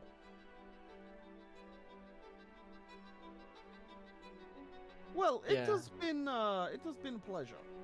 Friend, bring drink. I'll leave you to it. It is good to speak to you. If you need help in town, come see Taiso. Taiso help you. Thank you, And- Taiso. Your friend need a fight? I'll fight him. Whatever. Thank you, Taiso. Thank you. Maybe see you around. Yes, maybe so. And at that, as Taiso stands up and Andros returns with the drinks, Taiso takes his drink, he sips a little, and at this point, Andros, you notice he's a tiny bit shorter than you, just a little bit. And he takes his drink, he sips it. Thank you, friend. And he wanders back off, and you see the kobold come scampering up to him, and like you see them whispering to one another. And he says, "Ah, someone fight me. Okay." And he walks back over and he like downs his drink, puts it down, and you start to see him like wrapping his hands up, ready for a fight. And as this is happening, you see Taiso going to get into the ring, and a taller Goliath gentleman who's around about 8 feet tall climbs into the ring with him, and the pair go to fight. And as a few of you peer over the banister to see the fight underway, there are bets being had in the tavern, and I think that's a good point to cut to a quick break, and we'll be back in like 5-ish minutes. So yeah, don't go anywhere. Let us know what snacks you get and what drinks you get, and we'll see you in like 5-ish minutes. See you in 5. Bye bye bye bye bye bye bye bye bye. Hello, hello, hello, and welcome back. Welcome back. We are what snacks have we got? What's everyone got? Nothing. Nothing. Wait, guys, I'm none of boring you? tonight. No, Yeah. Wait, we always have snacks. no. I had yogurt before, but that was like I saw you eating a yogurt. Way What were you back. drinking? Coke? Mhm. And what are you drinking? Monster? I had a monster. It's gone now. So Okay, well I'm just drinking my usual strawberry flavored water because it's banging. just What one. do you guys got in chat? We have got let me scroll a little yogurt. bit. We Beer got and water. I hope adult it's not wheat mixed. juice. Yeah, I hope it's not mixed, Rez, because beer and water would not be fun. Oof, no. What else have we got? Yeah. Water for Grimly. Water and beer. Water and beer. We Yeah. both have it. The hell? That's awesome. Yeah, I know. Where's mine? Yeah. But yeah, Speaking of beer. Awesome. Haha. homemade My beer's in wine. the fridge, but I'm too lazy. You're too lazy to go get it. Yeah, kind of. Fair enough. Fair enough. Right. Well, we will carry on as our party are sat around a table having a few drinks. Are all of you drinking, by the way, in this tavern? I'm on my Yeah. third pint by now. Okay. Anyone that has had more than one beer, which I assume is all of you. Well, I think would be on the second now. Yeah. Just roll me a Constitution saving throw, please. 21. Nice. Smashed it. Yep, you're okay. An 11 is fine. Yeah. As the three of you continue to drink, you know what? I'll roll an extra one. We'll do Galoin as well, because he's having a few beers. Oh, that was a D100. My bad. Didn't mean to roll that. 13. Galoin's fine. Galoin's okay. He's a-okay. That's almost equal to the 56. Yeah, I know, right? Yeah, as all of you are having a few drinks in this tavern, You see Tyso and this Goliath gentleman going to and fro, throwing punches. You see the Goliath gets Tyso into an arm lock, and as he's locked his arm up at one point on the floor like wrestling, you just see Tyso's trunk lift up and like slap the Goliath across the face. The Goliath, realizing that he has this third appendage that he can hit people with, he like quickly gets off of him, and the pair of them get back to their feet, ready to fight once more. Erhard. Yeah. Can you roll me a d20, please? We will say Maeve, roll me a d20 as well.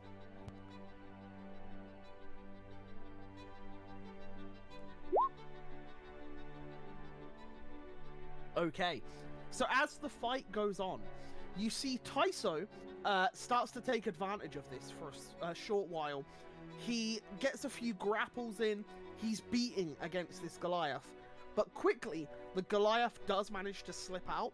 He sweeps the leg of Tyso and gets on top of him, trying to beat down on him.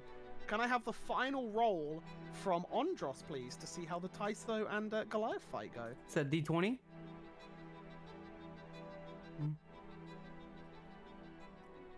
A natural 1, as you see Tyso manages to shove the Goliath off, and as he does, he runs over to the Goliath to get like a pound hit straight into the chest, but as he does, the Goliath kicks his foot up, and it hits Tyso in the jaw as Tyso collapses on the floor. The Goliath stands up, there's a roar and a cheer from the arena, and you just see the kobold's face drop as he realizes that Tyso's down. A load of people run on over, grab their money. A gentleman climbs into the pit, checks on Tyso, bandages him up and makes sure he's in the recovery position. And a few moments later, Tyso comes to consciousness and he is dragged out of the pit and sat down at a table. And you can see where that chipped and cracked tusk is. It's chipped and cracked a little bit more, and a part of it is splintered off. And as Tyso sits there, reeling in a bit of pain, he like looks up, sees the Goliath, and he puts a fist up to him. The Goliath buys him a drink and plants it in front of Tyso, and the two begin to converse for a while. It starts to simmer down in here. What are you guys doing? I just kind of shake my head and sigh. Not what it was like in the tribe. No, I mean, it's somewhat close. Somewhat close. I mean, I think it's good sportsmanship for him to go sit down and have a drink with him afterwards. Sure, yeah. I mean, if they're, you know, if they have good sportsmanship, sure, yeah. You're being so weird. Yeah. It's fine. I'm totally okay. Totally okay. Mm-hmm. I'm glad I'm not the only Look, one that noticed. if it would help you guys, the next person who walks up to me wanting to go into a pit and brawl, I will go in there and I'll brawl. I'll help you guys. No one's saying you need to brawl. We're just out here having a drink, and you're just there like, yeah, no, Where's Definitely Ondros weirder that than just usual. doesn't stop talking? Andros is having a few drinks with his friends, watching these people get in there and fighting for whatever reason they're fighting for. I mean, it's okay. I'm fine. I'm fine. Okay. Well, if you're not gonna talk, then I have something to say. You guys know about Descending Scrolls, right? That Shion purchased? Yes. Yeah. I used one yesterday. Okay. Mm-hmm. I sent one to my dad. I thought he was dead. Turns out he's alive. And you know where he is. I asked, he Didn't respond. didn't say.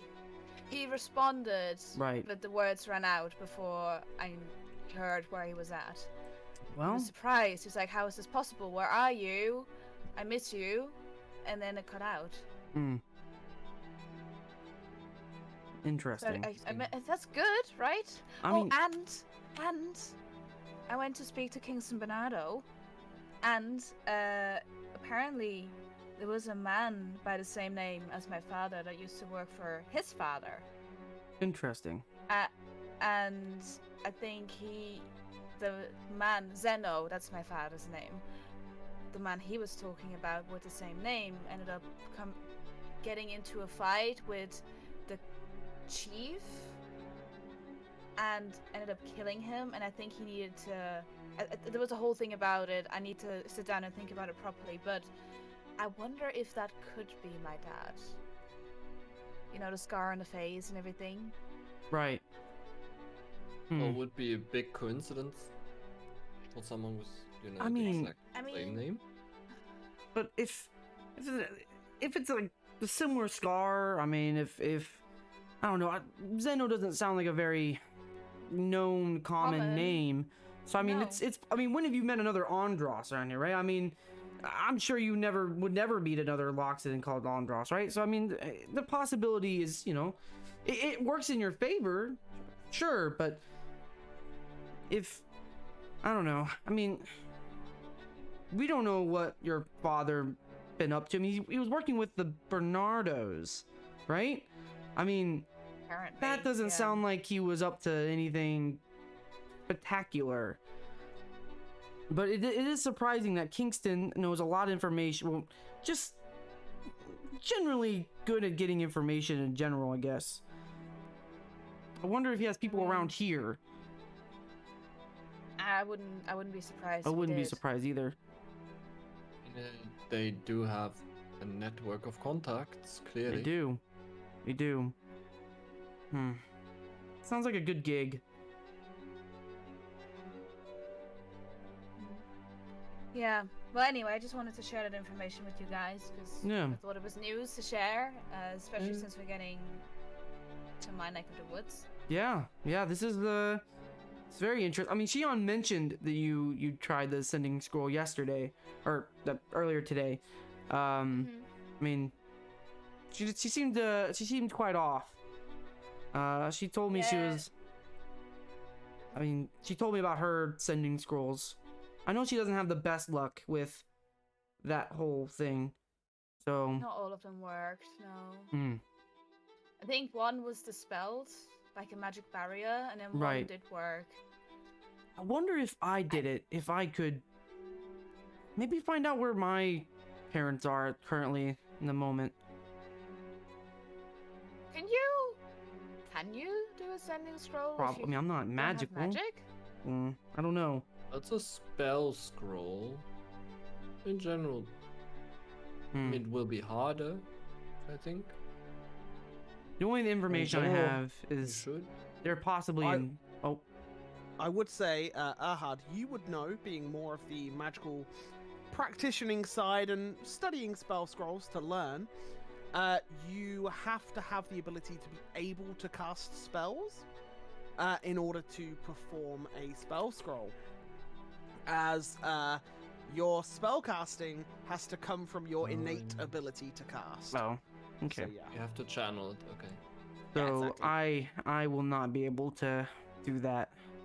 Oops. Interesting. I don't think anyone could do it for you either, right? They need It's- to know it's the fine. person. I don't need to know where they are right now. Yeah, okay. What about Naughty? Is that her name? Naughty. Naughty. Well, I know where she's at. She's in Fortis fighting alongside my tribe. She believes I'm dead probably at this point. And even if she knew I was alive, I mean, I can only imagine the type of anger she'd have. Why do you assume that everyone's always angry? Listen, Fortis is a whole different type of living almost. I mean, we're tribalistic. I mean, we're different than how you guys do things, right? I mean, But that doesn't make you barbaric. You still we're not care about barbaric. it. We have things, but think about it. A guy in the middle of war deserted his own tribe to save himself.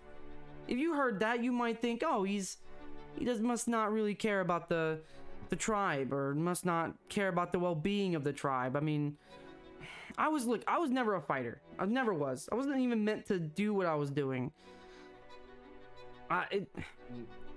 Maybe they would also be happy to know you alive. Maybe my mom and dad, sure, my sister, yeah, but if my tribe leader found out I was alive, he would do, I wouldn't say everything because he's currently in a war, but he would probably try to somewhat find me, and I would be. What? He's gonna run into all of us. I wouldn't fight him. No, he's been the tribe leader for quite some time. He's pretty he's quite a strong guy, I'd say. Have you seen what we've gone up against as a group? You Right. don't think we can take him? I'm not saying We're you about guys. to go. We're about to go see a giant serpent, and We're not killing my tribe leader. We're no, whatever. we never said. it is. We never said.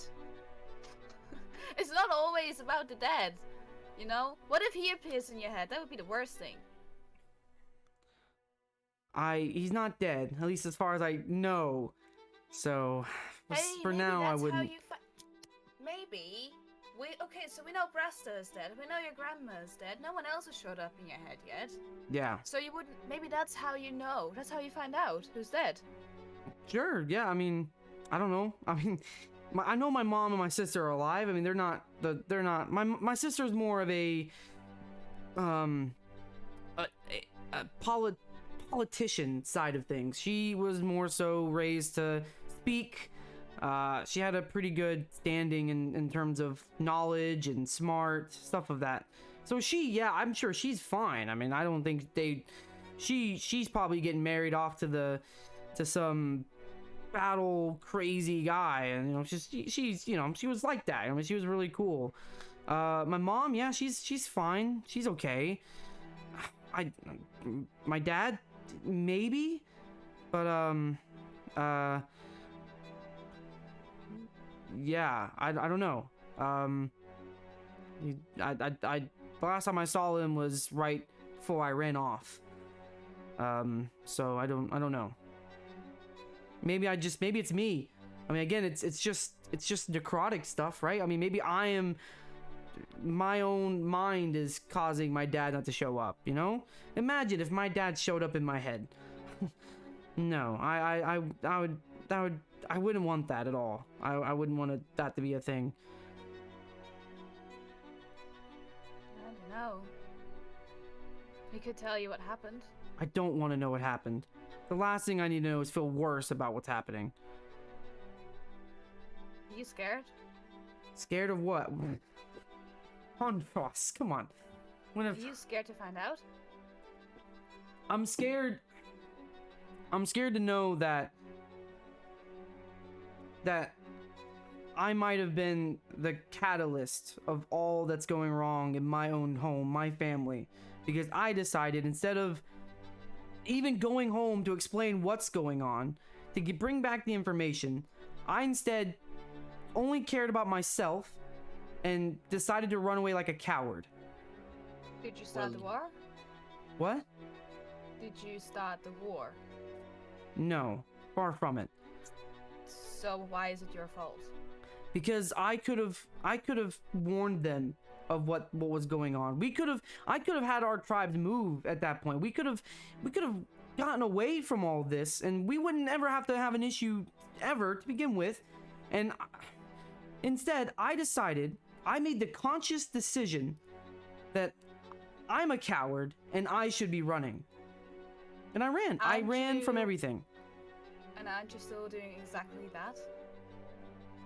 Because I can't go home. I can't.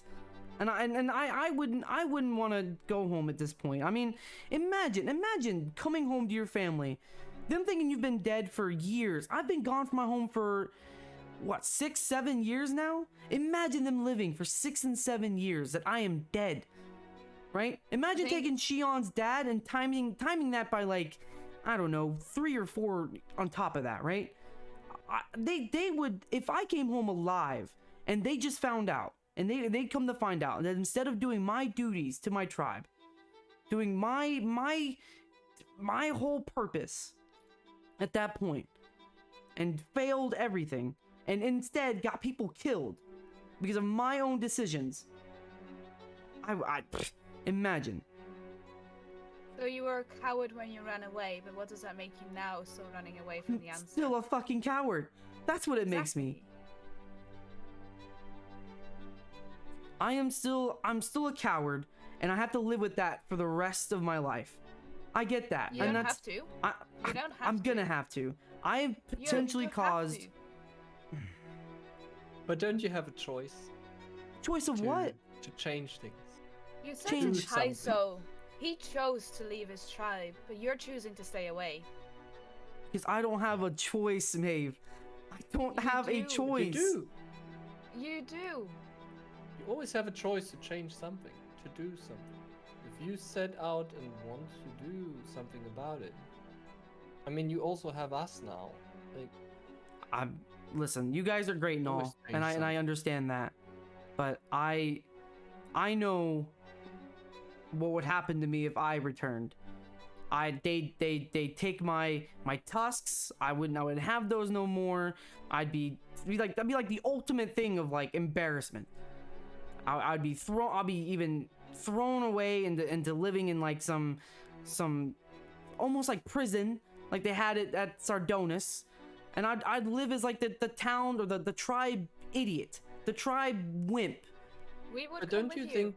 I don't want don't you you guys think- going to my tribe, okay? We don't need to go there. We are fine here. Andros, We're fine doing what we're doing here. Andros. But if they knew what happened, maybe they'd understand. Understand what? I don't think you guys understand. I get that. What happened, and maybe the fight was fine. What me making the decision to get out and fall back, that's fine. But the decision to leave, to run away on a boat, leaving the continent of Fortis, leaving my tribe there with no information of what was happening. Imagine what they would think. You know, Since I have that knowledge right now, and I could do anything in my power to go back, go there, and at least do something. Okay, Andros. Word spreading of the Iron Vortex.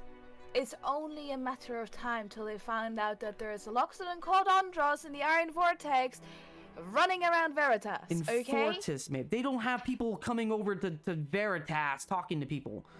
Oh, I don't know, because funnily enough, Kingsley Taff was going over there making deals But or having contacts my- over there. My tribe is not friends with Kingsley Taft. Maeve, my tribe is a If they tribalistic have the tribe. Imperium, We, and they have spies, because I believe that's what you were, Maeve, right? I wasn't. Word Maeve, will travel. Maeve, I was a recon scout. I was not a spy. I didn't go into the Imperium looking around like, oh wow, this is cool. My whole mission was me and Brasta. Brasta was supposed to be basically me. Brasta was there if I got into any sort of fight, any sort of contact. He was there to keep me protected. That way I can get out, we can go back, meet up with whoever was out there with us, and we get home. Return with the information, bring it, right? Get the information back. I was just a scout. I was never meant to make any sort of contact with what they were. So I went, right? We went out. Took us a few days to get there, whatever. It went to shit. They saw us. We got caught. Brasta ends up getting killed. My father and whoever else was there was trying to keep me safe so me and Brasta can get out of there. Right? Because my dad had the expectation, oh, my son's not an idiot. He would just go home and say all this information. Now imagine his face when he probably died out there. Imagine if he came to my head now, seeing where I'm at right now. But you don't know what would have happened if you'd have gone back. What if you were followed? What if you'd have just led them straight to your tribe? We're never You gonna don't know, will we? that. Maybe you Exactly. going to the boats was the best thing for you to do, because you fled the continent without giving up your people. And you Well, alive. seems like they're We still don't in know that. combat now.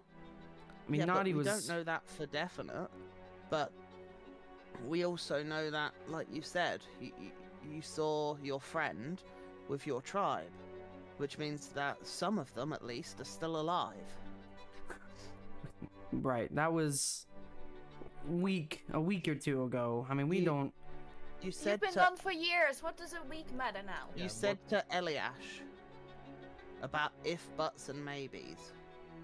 Isn't this the exact same thing? Look, it doesn't matter. We don't need to talk about my issues or whatever the hell. All right, I'm here now, and my sole purpose is to get this mission done, bring these things to these different cities, and then after that, I don't know what I'll do. But I will not be going back to Fortis. I am The going to question- stay as a dead man to them for as long as I can. Because Andros, the reason that I'm asking is you keep calling it your tribe. My tribe this, and my tribe would do this, and my tribe would do A, B, C, D, whatever. Okay. Is it your tribe if you're running away? Having them think that you're dead? They're still my tribe, no matter what. I just because I'm branded as a traitor. My family's a part of that tribe. I've been a part of that tribe for, see, 50 years before I left, 50 something.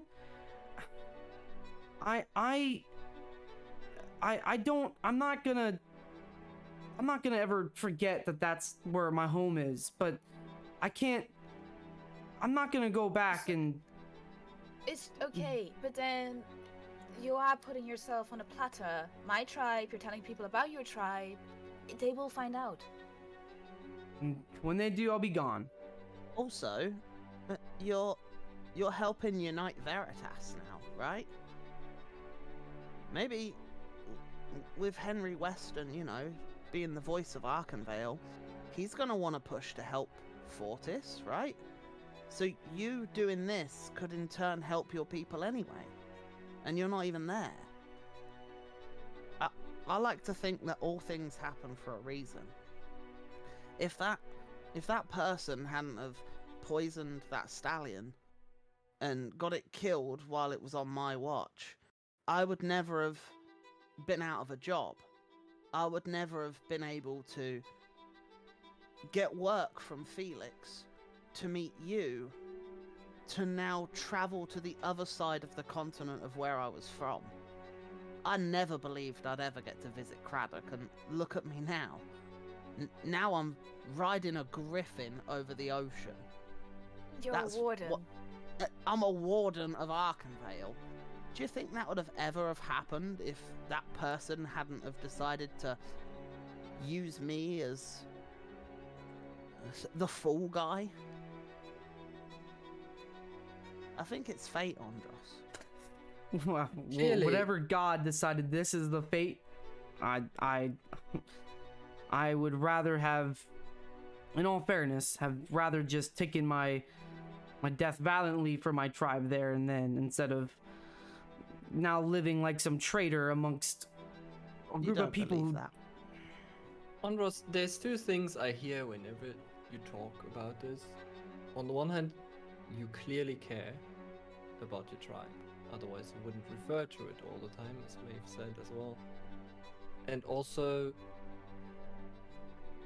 yes, you can't do anything about that you didn't go back. But at the same time, you can now do something about what you're gonna do in the future.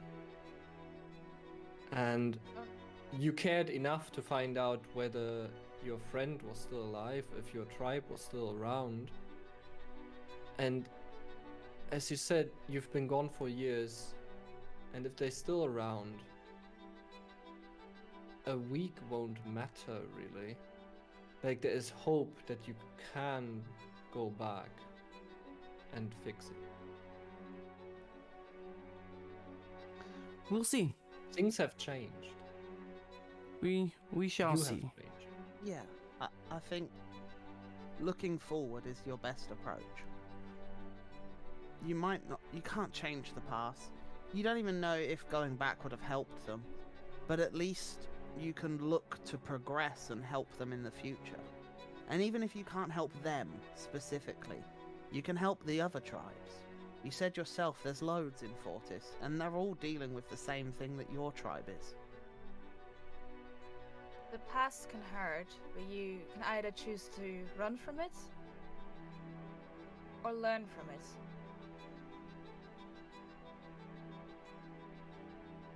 You can change the future. Yeah. Well, we'll see what the future holds. The only thing I can promise now is I'm not. I will refuse to be that. I don't want to be a. How do they word it? I don't want to be a scared wimp anymore. It's why I when what you guys try to call me out for, while I try to perk up to the tallest people in the room. I don't want to live in the fear or the whatever it is, what's going on is. When I went to fight White Tusk, I didn't do it because well, yeah, part of it was because it's for the party, but part of it was for that, maybe if I beat White Tusk and maybe if somehow I survived, which luckily I did, maybe it would make me feel, I'm not that same scared Loxodon from then. I don't think you are anymore anyway. Have you seen what we've been through? Right. Steps forward. They don't have to be big steps on us, but we're going forward. Yeah, you're doing great. Think of all the people you've helped. Think of, like, Sardonis, Kingsley Taff. There was that poor woman that was, like, being held against her will. You had that blacksmith, Malachi Hawk. He was being beaten and forced to make weaponry. You had the scientist lady, whatever she was, professor. She was under the pretense that she was doing a job that was going to help people, but in turn it was going to be a bad thing, right? You helped loads of people. The people of Erental, I know you wasn't there for all of it, but the group, Iron Vortex, was there. You helped Arkenvale fight off winged drakes and people killing people in the streets. You've helped so many people. You didn't run. Yeah, you didn't. Right. Andros, you are the least coward You got this. person I've ever seen. You step up to adversary, to big people, to scary people, and you do what needs to be done when it needs to. You'll be Well- fine. We'll see. I think it's time for another drink. Yeah, and at this, your friend, your halfling friend, who's been sat there, kind of just slouched in his chair, watching this whole conversation unfold. Every now and then he goes to the bathroom, comes back, you're still talking about it. He looks at the bar, he gestures and walks over to the bar. He comes back over with a drink, realizes you're still talking about it. Finishes his drink, goes to the loo again, comes back, and he sees it's dying down. He's like, I'll get him. Ha, yes, I'll go and get them. Thank you. Not a problem. Same again? Sure. Yes, Yeah. please. It's fine. Very well. I'll be back in a moment. I'm gonna. And he wanders off. I'm gonna do another perception check just to see if throughout this time is any different going on around here. After Yeah. what's his name getting beat, just kind of see what's really going on now. 'Cause we've been talking for quite a while. Yeah, 14 perception. You do notice that the tavern has quietened down a little bit. A few people seem to have gone their separate ways. It's getting quite late into the evening as Right. well. It's probably 8 p.m. sort of time now, so it's getting quite dark outside. And you have noticed the drow woman has stood up from her meditation and is sat in the corner of the room, glancing in your direction. She makes quick eye contact with you, and then she looks away for a moment. As you continue to survey the room, you see Taiso. He's talking, and I would say with a 14, yeah, you just about catch it. You hear the words, Fortis. Yes, man over there from Fortis told me earlier, from tribe of Loxodon. And you just hear Taiso talking to someone about Fortis. And you see a few figures like look over in your direction, and they just look to be like sailors of some sort, maybe telling their tales of their adventures across the sea. And you notice, I would say, with that 14 as well, the drow seems to hear this and then look back over to you and look back at their group, and then she stands up and begins walking over to your table. I look at Maeve and Erhard, and I just go, inbound, real good fighter. Ah, Koilash? Huh? Koilash? The And drow as you woman. say Koilash, you hear from behind you, Hello? greetings, I'm Koilash. I overheard a conversation. Fortis, yeah. You're from Fortis. I am. What makes you travel all this way? It's quite far. Unfortunate circumstances and lucky group. Traveling with them, doing quests or whatever it entails. You're adventurous. Somewhat. You can Interesting. say that. Are you here for the Serpent's Bounty? No, not really. We're here to deliver important notice. We're the Iron Vortex. We are coming from Arkenvale. Arkenvale? Yeah, we're That's in wardens Arantus. wardens of Arkenvale. Yeah. Wardens? Yeah. My. That must be quite a tall order for you to be all the way over here. Yeah. You- Perhaps you haven't heard there has been a Draken attack in Arkenville? A pretty big one. Seemed planned. Right, on the city. On the city. Well, that's terrible. Within the walls. There was people in the walls before. And you said it was Drake's. Drakes. Yeah. An Drakes organized. and some Varian type riders? That is odd. Mm-hmm. Concerning. You've been sent to Craddock, I assume, for aid of some sort. Well, the Unite more so than anything. Well, I think you'll have the issue of the Serpent on your hands.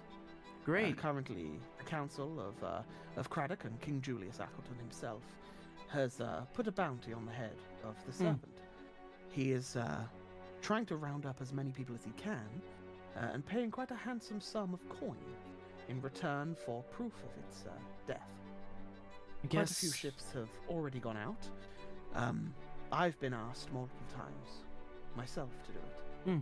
But, So if you don't mind, who are you exactly? I used to be a pirate. I used to sail the Black quite some time ago. Not a captain. I was the first mate to a ship. And there come a time in my life where I realized the pirating and pirateering wasn't quite for me. I enjoyed docks, I enjoyed fighting, and I enjoyed the drink. But I didn't wish for being an outlaw. Veritas is my home, although not Craddock, per se. Hmm. So you are only here right now because you like to fight and drink. I think that fighting allows me to release some built-up tensions. It allows me to relax. I'm pretty good at it, You especially. relax during fighting. Yes, How does that work? I trained many years ago in an art that some monks would perform. I'm able to channel the ki and the energy in my body, and like I said, releasing it helps me relax. I prefer to fight non-lethally, of course, Right. but I'm, yes, quite the combatant. Like I said, I have been asked, because of having a reputation around these parts, to go aboard a boat and try and tackle the sea serpent. However, I myself, fighting with no weapon, how on earth do they expect me to tackle such a foe? Well, I'm sure you can manage it. I've I've known people who can fight without weapons and do just fine. Have you seen the beast? I mean, sure, but I mean, no, I haven't seen it, but if They you're reckon it's over 30 feet long. You know how big that is? size, it's just Well- a number. I mean, who cares how big you are? Koilash, here's a proposition for you. Yes. How would you feel about potentially joining us on the mission, not to do with the council, but potentially them asking us to deal with the serpent? You could come along with us. Might be some spells that could help you even tackle the water around it. Maybe some weapons even if you wanted them. And maybe we could talk about whatever the prizes that the council gives out. There's money in it for you and it makes our mission easier. Well, you'd need to find yourself a captain willing to do it. Sure, that's not too hard. To fight the serpent. It's almost certain We've- death. I'm sure we can. We've dealt with a lot of crazy things in our time. I'm sure a serpent's just another thing to add to the list. What about the anchor? Funny? Well, He well, seems yes. he seems convincible. Oh, if you speak to him of the serpent, I'm sure he'll jump at the chance. The only thing Really? is, he doesn't have a boat. If the council want us to deal with it, they'll have to give us a boat. Are you sure The the king has anchor. boats? The anchor, myself, How do you And think? us? How do you think we working could? for the council on a council-given ship. Oh, it reminds me of the old days. Apart from we used to steal them. If we went and asked this anchor if he wants to join us, would he actually agree to it, or what would you think he'd say? If you were to give the anchor a chance at combating that sea serpent and him getting his revenge upon it, I reckon he'd do it for free. He'd do it for free. Even better. Does he even know if we're like how's he? You guys are just he'll just blindly trust people. Us. The anchor has been within this tavern now for over 3 weeks. He comes back every day. He fights whoever tries to fight him. He earns money and he drinks. And to those he trusts, he talks about how he wishes he could get revenge upon that serpent. So, what do you know about the serpent? I know that it is 30 plus feet long, and that it can destroy almost any ship that it lays its body upon. It crushes it and coils it like a snake. It also has a rather large maw which chomps down at any ships in its vicinity. Mm. But after every fight, it goes below the surface. Interesting. I assume it You has a notice it. yes, I assume it has a den or a lair of some sorts Maeve, somewhere in the bay. Protecting something, maybe. Maybe. Maeve, do you want to try to talk to Anchor, see if he would even give it a thought? I can, but I'll go with you. Koilash. From the sound of it, you might want to I talk want- to someone bigger. I don't know if Koilash is down first. I'll what? Give Sorry, me... my internet. Koilash, sorry. Yeah. Yes, give me a percentage of that reward. I'd be down. Okay. Okay. So we just need to get a boat. Andros? Yeah? I'll wink to you when you need to come over. I think you coming over with me is going to make him think you want to fight him. I don't think he's seen you yet. Oh, he will want to fight you. You don't. That's not what we're here for, right? Let's try and do this Yeah. smartly. True. Yeah. Let me know. Although, Are you? Okay. Let's see how this We, pans out. no advice? Maeve, just let me know if what. You're not gonna fight him, okay? You're not. I'm not gonna fight him. Right, I'm not gonna but fight let him. me- Let me I'll know. help. Let me know, and I'll fight him if anything. We need the help. We need the boat. We need the boat. Yeah, okay, but he's not gonna give us the boat. He's just gonna drive Well, the yeah, boat. exactly. Sail the boat. But I don't think this guy. Look. If he does it for free, that's great. But we're gonna need a boat, and this Sure. dude sounds like he can help us out the best. I mean, he seems Yeah. like he knows more about this thing than we do. Yeah. Sorry, Kailash, you were gonna say? I was going to say, if worse comes to it, I could fight him.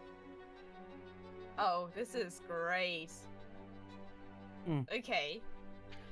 I'm gonna get up and go towards the bar. And Koilash, like, she steps to the side and just puts her arms on the banister of the pit, and she, like, leans back and just watches you approach the anchor. And as you walk up, he, like, slams his pint down and pushes it forward for the barkeep. The barkeep refills it and puts it back on the counter for him. And he just turns, he looks at you and he says, "Little lady back." Care for a drink of scotch? You buy. I buy. Hmm. And I'll hop on next to the bar stool, whatever it is, next to it. Yep. And I wave You- over to the barkeep and ask for, I don't know what it is, a shot, a drink. A shot, yeah. So each shot would be 8 silver per shot. Yeah, to make it 2 gold is easier. Yeah, no worries. Yeah. So he does that. He brings it over and he says, "Only little glass." You Okay. drink it in one go. And he just downs it and puts it back Yeah. down. I will as well. Con save, and I'll roll one for him as well.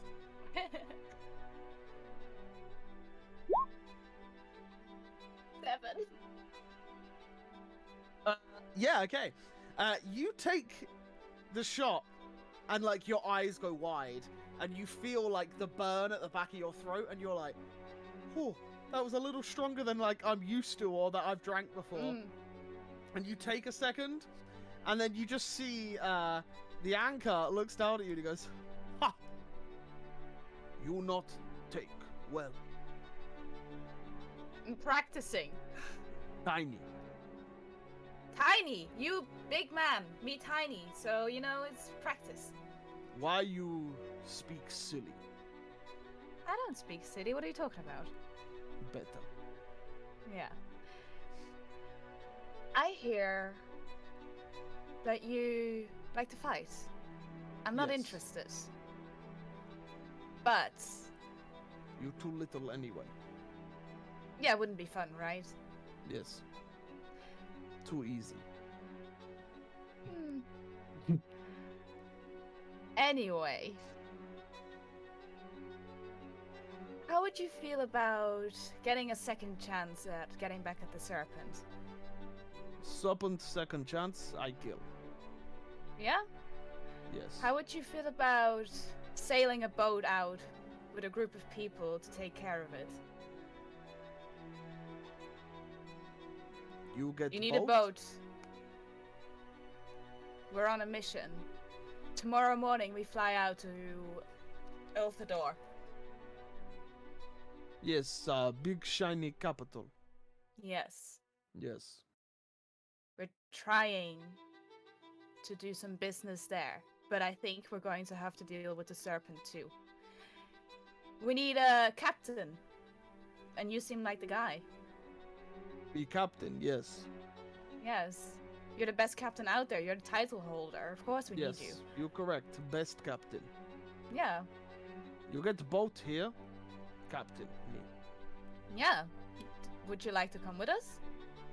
No, you come with me. I captain. Okay, but we bring you there. No, you bring boat to me. I take you there. Captain, me. But we can't sail the boat. You need to come to the boat. Can't get to boat. How get to? We fly How I fly? with a griffin. You see me? Yeah. No griffin. How else would we get you to Boat. Elfador? There's no boats here, right? There's lots boats. See dock? Full. But not your boat. No. My boat? Bottom. Yeah. Can you get a boat? No. If I could get boat, not here. Okay. I'll wink at Andros. Seeing the wink, I take a deep breath. I just in case, I'll take off. I'll take off my my belt that has like my sheathed sword and my dagger. Yeah. I'll set it with Erhard, and I'll stand up and I'll start walking over. Yeah, and as you start walking over, he like notices. Ah, little man. I'll put my hand on his shoulder and I'll be like, it's okay. He's my friend. Don't touch arm. Nice to meet you. I'm Andros, and I'll hold out a hand, see if he shakes, What do? saying hi. You're what they call the anchor. Yes. Right. He's the best captain around. And Best he's captain up around. For it. But We have a logistical problem. what's the issue? There's no boat for us to take from here, but I don't think the anchor could fly a griffin over to Elfador. No fly. Look. No fly. Big. There's Too big big. griffins though. I rode on a griffin. Yes, but you little man. I'm little. You're almost. Yes. You're not even that much taller. Tiny. Yeah. Tiny. We're both You tiny. teeny. Listen, we're just wanting help getting a boat and going to fight Serpent. Yes, I tell. Right. You get boat here. This not how I this. sailboat You- serpent. Right. So you want us to bring a boat to you? Yes. Is there not a way we can get you to go to? How about this? I'll make you a deal. You're not. You You're not gonna pay. budge. You're not gonna budge. You pay Right. for boat to capital. I go. You want us to take a boat to the capital? I no fly. I Right. no money. How about I this? no pay boat. Oh, you don't have money. No. No, he has free drinks. You can't. You can't Yes. pay for a boat. No. Why not? What you get money here from fighting, don't you not? He holds up his drink. You drink so much. I get free drinks. Title mine. Well, apparently it's not even really your title. You're just someone else doesn't want to take the title. Andros. That's someone you? I'll He make you. I'll stands make up, you a deal. I'll make you a And deal. he starts to tower over you a little bit. And he looks down, he says, "What did Puny say?" I'll make you a deal. If you win, I'll pay for your boat ride to the capital. Huh. If I win, you pay for your own boat ride to the capital. Get in pit now. Me smack you. I look at Maeve and I just shrug. He leans You're over an the idiot. bar. He leans over the bar and he starts ringing a bell. And the bar owner like looks over and he's like, "Shit!" Like as he like looks around, and then you just start to see him stomp on over to the ladder, and he looks at the ladder, and he puts a hand out to gesture for you to climb in. I look at Maeve and listen, I want you to know, I don't think I told you this. I was 0-4 in my tribe fights, okay? In each fight I've ever been in, one-on-one like this, I've lost, okay? I'm not expecting to win this. I'm going on a limb that this dude's probably drunk that might take him. But as you guys said, I listen, maybe I need to do this. Maybe it's time for me to You talk too much. Pit now. Puny. just thank you, and I'll say thank you to Maeve, and then I'll walk past and climb my And way as into the you- pit. As you start to walk to the ladder, You see the drow woman. She smirks at you. Good luck. Listen, Can I just tell Koiliash this is gonna be interesting. And it is. I will I wanna find the guy that's doing the betting stuff and stand close to it. Yeah. And you see the goblin, and he sat there, and he's like, "Get your bets! Get your bets! No one's gonna bet on the other guy." And I would tell the guy, you know who this is? This is Andros from the Iron Vortex, all the way over from Arkenvale. He's known far and wide. Don't you underestimate him. roll me a performance check, please, as you address this to the nearby people. And as you We'll do a start luck to on address- that. Yeah, go for it. Okay. 24. Nice. And as you start to shout this, the Iron Vortex, a few people start walking around. You see someone bet 10 gold on Andros. And then you see someone else walk over, 100 gold on Andros. And then you see Koilash go over, 1,000 gold. But not on Andros. On the Minotaur. Because she's now realized she can make some easy money here because she has full faith in her Minotaur friend. And the bets start to roll in.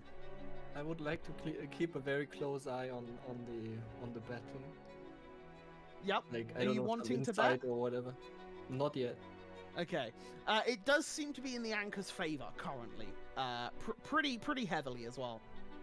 But we're going to jump on over to the fight pit. And Andros, we'll put you here for now. As this is the Anchor. And as yourself... Have I put you over there? No, I Nope. didn't put you. There you go. And as the party are surrounding the fight pit, and the Anchor and Andros are stood within the bloodied sand fight pit at the bottom of this 15-foot pit, you start to hear the goblin man start to shout. Get your bets in! Get your bets in! The Anchor might be losing his title to Andros of the Iron Vortex. I don't think he's gonna win, but let's see what happens. And then the half-orc gentleman walks up to the fight ring. Are you both ready? take a deep breath, and in my head, I'm just gonna be like, Granny, I might have made the dumbest mistake of my life, but I'm gonna fuck this guy up. And as you say that, and you get yourself Yeah. ready, you start getting limber, you just see the Anchor. He just cracks his knuckles, Fuck. cracks the other one, and then with his head he like clicks it, and then he starts stretching, and he grabs some sand from the floor, rubs it between his hands, and then he just tightens his fists as he looks towards you. Puny. I'm tired of you calling me puny. Puny. I like you. You got big balls. That's the first time I ever heard that. Okay. Now I'm going to kill you. Killing, huh? You ready? Oh, right, killing. I'm going to smash your head into the sand. Think more on comeback. That bad. Listen, I'm Get people riled up. right. I'm going to drop him like Anchor. And all the people around are like, yeah! I'm gonna take a deep breath. Yeah! I'm going to fuck you up like I did a goddamn Drake in Arkenvale. I'm gonna fuck you up so bad that I'm gonna beat you like I did to the other Loxodon from this criminal organization. I'm gonna fuck you up so bad. I'm gonna beat you like I did a king back in Sardonis. Fuck you. I'm gonna beat you. You might be bigger, but that doesn't mean shit, alright? I fought worse than you. You ain't nothing. You gonna be feeling puny. Fight me! Fine. As he shouts this, I want you to roll initiative for me, please. Oh, I didn't click on my token. Oops. It's okay. You got a 10, but do it for me again, please. Okay. Keep the original. Okay. That is just so that you're on the initiative order. Doesn't matter. Okay. Yeah. So as you're talking, you're like, I killed a Drake. I killed a Loxodon. I'm gonna fuck you. And as you're still speaking, you turn your back for a second, and immediately you just start to hear these hooves just stomping towards you. And as he gets right next to you, this almighty swing from a large Minotaur fist comes swinging in your direction. And do that. There we go. Does a 19 hit? Yeah, 19 hits. Hits. As he cracks you straight at the side of the head, and you stagger for a brief second, as you take 5 bludgeoning, as he just smacks you upside the head. And he says, "Fight me!" And as he says this, he like roars and spittle like starts coming out, and you stagger, you get hit in the face with some spittle. You're just like, ah. You're gross. And now it's your turn. All right. First is how close are we to the sides of the wall here? You're about 5 or 10 feet. 5 or 10 depends on feet. which wall. Okay, never mind. I'm gonna like go for an uppercut to rile back here. Yeah. Yeah. So Yeah. You can. It's your choice. You can use your trunk. Oh, If you want a trunk slap. I'm gonna slap upwards with my trunk. Just Okay, yeah, full yeah, yeah. on. Go for it. Make your trunk attack. You don't get sneak attack, remember? Right. But a 13, I think might hit. No. A 13, as the trunk comes up, it like just about to hit him on his jaw, and he just puts an arm out, and it like ricochets off of the arm, and he looks back at you and he says, "Ah, good." Yeah. And then as he says that to you, he grabs your tusk, he pulls you in and just nuts you. Like, he just tries to headbutt you, as he will go for another unarmed strike. I can't get 2 hits now because I'm not attacking. Only one. Only one. Rogues only unfortunately get 1 punch. Okay. As an Misses. 8, and Yeah. he pulls your tusk. I would he like grabs you with to your tusk. retaliate. Yeah, I and he kind of goes just to headbutt. push my hands against him and like push back. Yeah. And And as then you push back, yeah. he like reels. He's like, "Slippery, you And then puny." as he speaks, I just kind of like twist around with my trunk again and just try to slap him right across the face. Yeah, go for it. You smack him across the face for a total of 3 damage. Yeah. And as you do, he like staggers and he says, "Good. Come here." And he tries to grab your trunk as he goes for a grapple. So you can use your dexterity or your strength, athletics or acrobatics Oh. to see The if same. you can dodge the grapple, but he is trying to lock you in. As he will go for strength. For 22, as he grabs your trunk, yanks you in, and then he like wraps his arm around your neck, and he just holds you there for a moment, so you can't move. You're currently at 0 mobility. You either have to try and break out or keep hitting him. But Does he's my holding you trunk tight. not count? Like, cause You can still hit him. I can still hit him. That's fine. Okay. Yeah. He's just holding you. Holding me. Okay. He gets advantage on hits now because he has me grappled, right? No? Oh, okay. I'm not really worried then. I'm just gonna take my trunk and try to smack him again and see if I can maybe use the force of that to break free. Go for it. 14 does hit. It's not a crit, unfortunately, so it's just another 3 damage. As you like slap him, he's like, "Ah! Stop that!" And this time, he, with the grapple, he holds you by your round your neck with his arm, and he grabs like towards your waist, like your like belt line, and he grabs a part of your clothing, and he lifts you over his shoulder, and he tries to slam you into the ground. As he tries to, his hand slips, and because of a natural 1, you manage to slip out of the grapple, and he's no longer holding you tight. As he does it, as I come down, I just want to like slap him like from the top of his head with my Go for trunk. it. Yeah. Make your attack. Yeah, and you slap him, and as you do, he like reels back once more, and he looks at you. That one hurt. Come here. And this time he goes for like a Spartan kick towards your chest as he just lifts up his hoof and tries to kick straight into your chest. Okay. For a 20, It hits. so you take 5 bludgeoning as he kicks you in the chest, and then he like steps forward towards you. Maeve and Erhard, are you two doing anything during this time? Everyone's like cheering. Just cheering. Yeah. Well, Galoin honestly, joins in with that. I don't think I can really. I was always thinking like maybe I can interfere, but I probably can't. You like can bend luck is always magic, try. so it would. You can always would try. I help. will say, if you try to use magic to influence it, I will need a sleight of hand check I to see imagine. whether you are seen doing it. Yeah. And I suck at that one, so never mind. Okay. How is the betting? Like, is that closed at some point? It's still currently going because they both look like the fight's going well. Currently, it's heavily in the favor of the anchor, but there are a few people that have placed some bets against the anchor.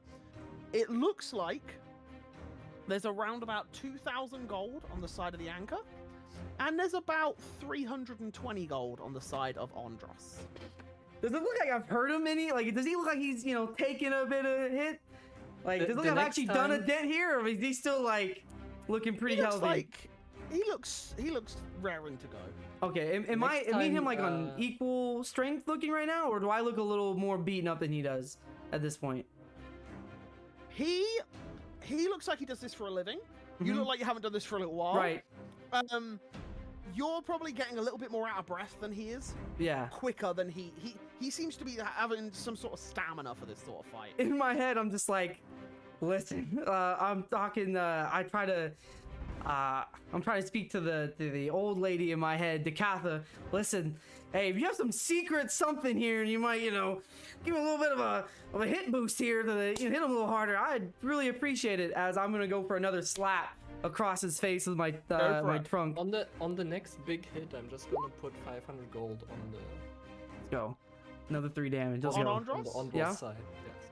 Okay, so you put 500 in now? Yes. Yeah, as he slaps, you slap the 500 down, and the goblin takes the money in and takes a note of your bet.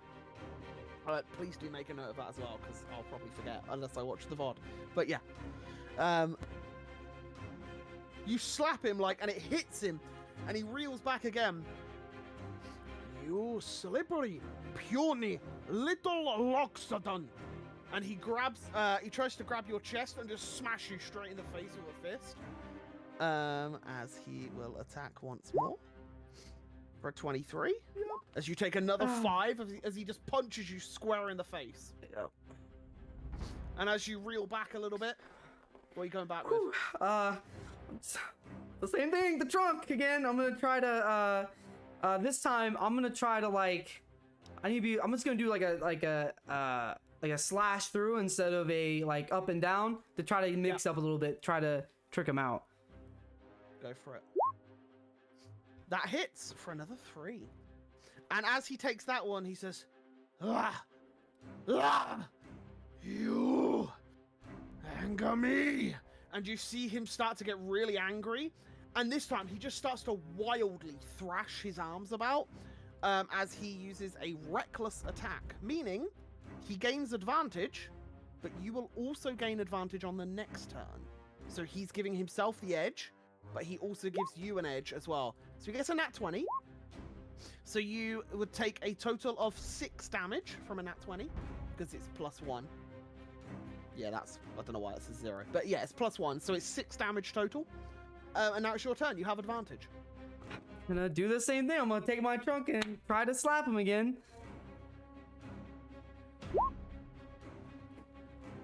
Okay, as you do 4 damage back to him, and you slap him, and he's just building up this anger, and he just grabs you again and just smashes you towards the side of the face. So, 20 for 5 damage. Yeah, it's. Your turn. I'm looking a little beat up right now. It's starting to get there. As I'm just gonna consciously just keep slapping, hoping for something to change here. That hits. Yep. And yeah, he just seems to be getting angrier and angrier as he just starts beating towards you. He will, however, this time, yeah, he tries to grab your trunk and grab a leg, and he wants to swing you and throw you into a wall. But he goes for the grapple first before he can do that. Does I need he you get to make advantage on this? Yeah, so no advantage. Okay. But you have a acrobatics or athletics is your choice. So he manages to grab your trunk, and as he's pulling you in, it's your turn. I'm gonna slap him again. Correct. Misses. And as no, you have advantage. because he's Okay. reckless. Holy Yeah, shit. so you do hit. So you do 3. He gets advantage on And then this this. turn, he will then go for the throw, which is an 18. So Yeah. you take 5 damage, and he launches you up against this wall as he launches you across the sandpit into the wall, and like you hit into it, fall to the ground, but manage to land on like your knees. Yeah. And you like look up, and he's just stood there like, ha ha, pure knee. Take a deep breath. I just stand up, and I'm trying to loosen stuff. I'm trying to gain the height back again a little bit as I'm feeling a little hurt now as I try to match his laugh a little bit. Like I start trying to chuckle to myself a little bit too, trying to see if I can build up some sort of confidence. And I'm just gonna rush up towards him, like just start full sprinting towards him and go for another slap. Go for it. You do have advantage because he had advantage, so that's 3 Doesn't damage. help me though. I need him not to have advantage. So you run right up to him. Yeah, and I slap him. Okay. Yeah, and as you do, he tries to clothesline you as you run past. As he just sticks an arm out. Ooh. Nat 20. Fuck. So you take 6 damage again. Yeah. As he just completely takes you out and you fall to the ground. Maeve, Erhard, any of you doing anything while you're up there? Erhard, you do me a Yeah? favor. I Mm-hmm. whisper this to him. Yeah. You shout Andros' name really loud. Okay, now? Or when? What now? Okay. Andros! And as he shouts, I will cast Healing Word on Andros. You get him! Okay. At level 3. And yeah, that's what I'm doing. I will need are you trying to do this stealthily? Well, yeah, but I'm using Erhard as a... Yeah. So I will say I need a sleight of hand check. And it will be at advantage because Erhard's creating a distraction.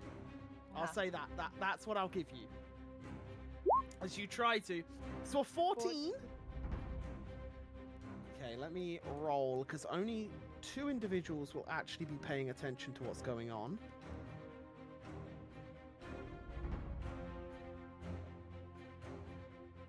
Okay. Yeah, please roll for the healing. You're at level 3? Oh, that's a big boy one. So you receive 11 points of healing, Andros.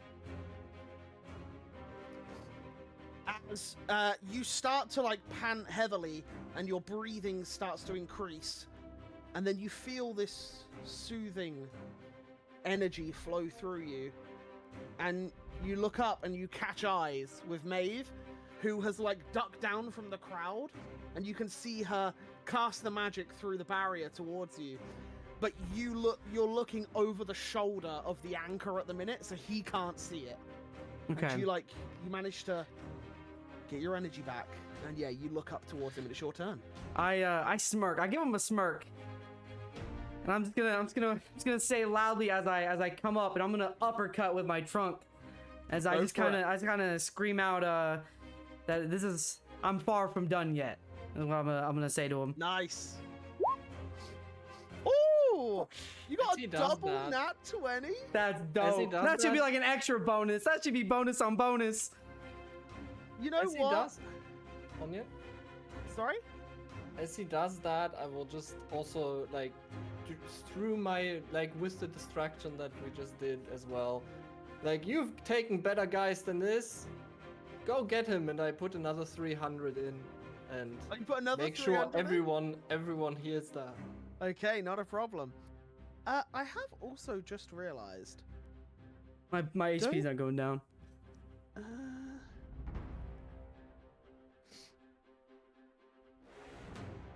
your trunk. Is it doing less than what it should be? I just double checking. I thought it did a D4, but it doesn't. I thought. Okay, that's fine. No, that's fine. Yeah, Hmm. you can do an unarmed strike with it. That's Yeah. absolutely fine. Okay. Not a problem. Okay, cool. Yeah. So yeah, your HP is going down for me, Okay. but it's not going down for you. Yeah. On the screen. But he's currently at 36. 36 out of 62. health. Yeah. Yeah. Listen, I got roll double me- crit. Come on. I'll tell you what. If you got a double crit, roll Yeah. me a D6. Oh, let's go. Come on, please be 6. We need You it. get a double crit. 2 nat 20s. I'll take an it. I'll additional take 3. it. Damage Okay. is damage. So that's a total of 7 points. Yep. And as you hit him, he like staggers really far backwards, like a couple of steps.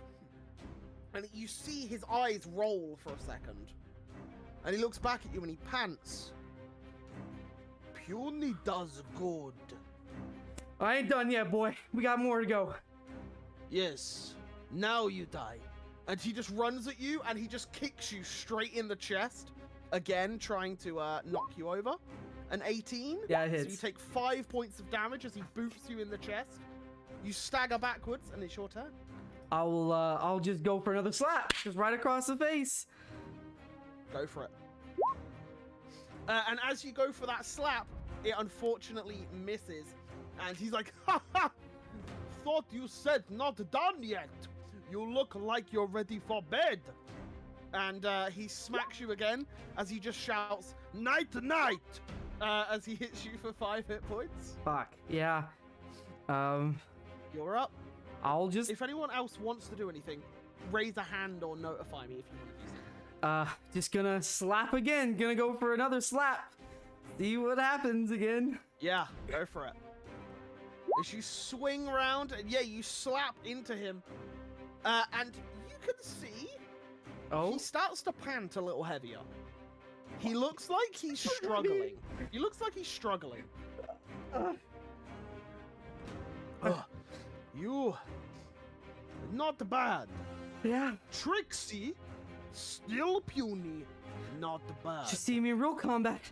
If we Come for a hug. And he grabs you and he tries to bear hug you. And he's gonna go for the grapple again. it's crit on. As I need he- you to roll me an acrobatics or an Oh. athletics to see if you I beat just him. gotta roll higher than a 1. Please. Let's go. Oh! And he grabs you, and as he goes to lift up, you slip out from under him. And he's like in the air and he's vulnerable at this point. I'll like kick off his shoulders, and as I come down, I'm gonna use like the force of like the gravity he's thrown me up to just come down and slap him again. Go for it. Yeah, that hits. Yeah, as you smack into him, and he's like, "Oh, Trixie, little man."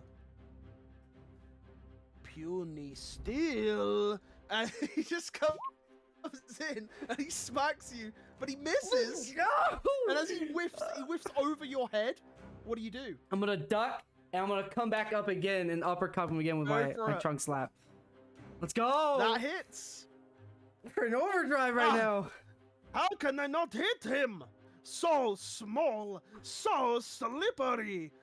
And he goes again. 21, Ah, which hits for 5. Yeah. As he hits you again, and yeah, you're up. I'm gonna take that, and as he like goes and like hits me, I'm gonna spin around and use that as another force to come back and slap Yeah. him again. Go for it. Oh! Roll a d6! What? Roll a d6! I'll allow it! I know, the dice gods. Let's go. I got another a D6. Let's go. Did you roll a 6? Yes. 3. Oh, you rolled a 3. Three, yeah. Yeah, so that is a total of 7. At this point, both of you look pretty roughed up. You see a trickle of blood coming from his nose. You see he's panting heavier and heavier. But you're also in a very similar position. Yeah. You're good. You're good. Have I gained your respect yet, or? You got some respect. Now go to fucking sleep! As he like slams you again, as he just tries to finish you. For another 5, as he like sledgehammer slams you across the head. Yeah. I'll. You're up. Yeah, as he slams me, I'll kind of like roll backwards, and as I come up, I'm just gonna slap upwards again, hit him with the same thing. You get another 2 nat 20s. 16 hits. You still have that advantage. Yeah. As you hit into him.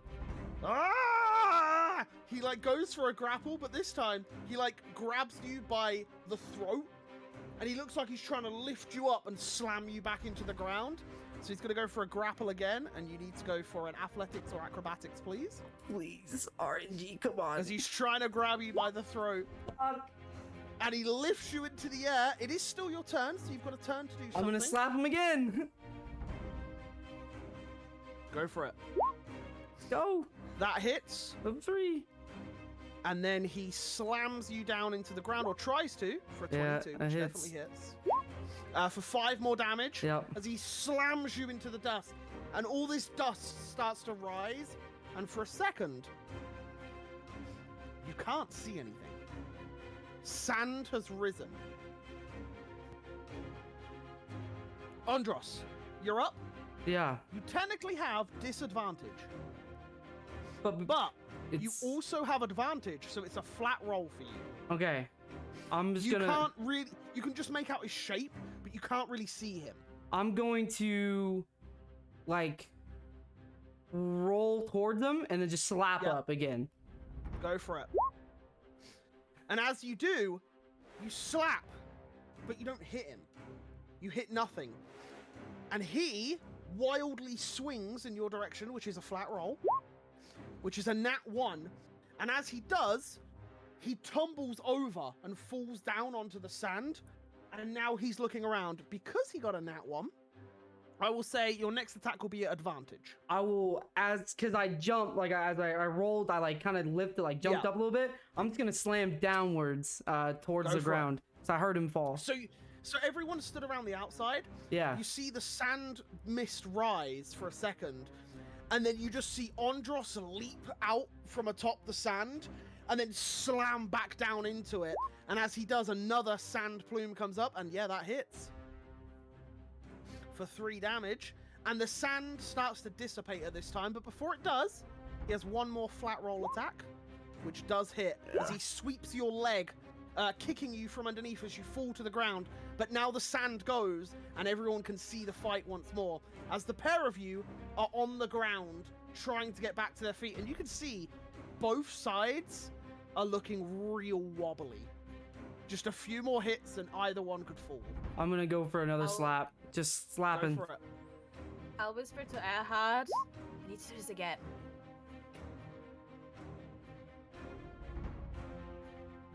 Yeah. Miss. Erhard. Or let's go.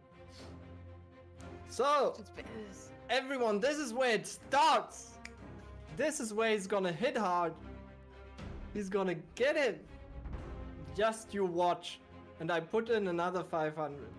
Okay, I also need a performance check, and because you're backing it up with money, I'll say with advantage, as you try to rally the crowd for this one. Hell, I will use a luck on that. Oh, okay, you're gonna go for it. Is this your final luck? Yes. Yeah, final luck of the day. 22! So yeah, you rally them up. 25, please. Yeah, okay, yeah, you're right, Advantage, yeah. So, Maeve, you have advantage, but I do need another sleight of hand as you go to cast a spell. Mm-hmm. 22, Nat 20. nat 20. Yeah, you're fine. You do it. Erhard has created a big enough distraction for you. And even Galoin is like putting his body in the way of people trying to look so that they can't see. Like everyone's trying to help right now. Oh, that's a good heal. Is that That's a higher 12 level hit five? points. Oh, okay. That's good. I'm feeling a little better now. A little better. Okay. And I believe it was just your turn, so it's his turn. Yeah. He goes for a grapple once more as he tries to lift you above his head, as he's grabbing you and trying to lift you up to show his strength. It's only a 7. Only a 7? Oh no, does he still not have advantage? Or no, it's his last non-advantage roll, right?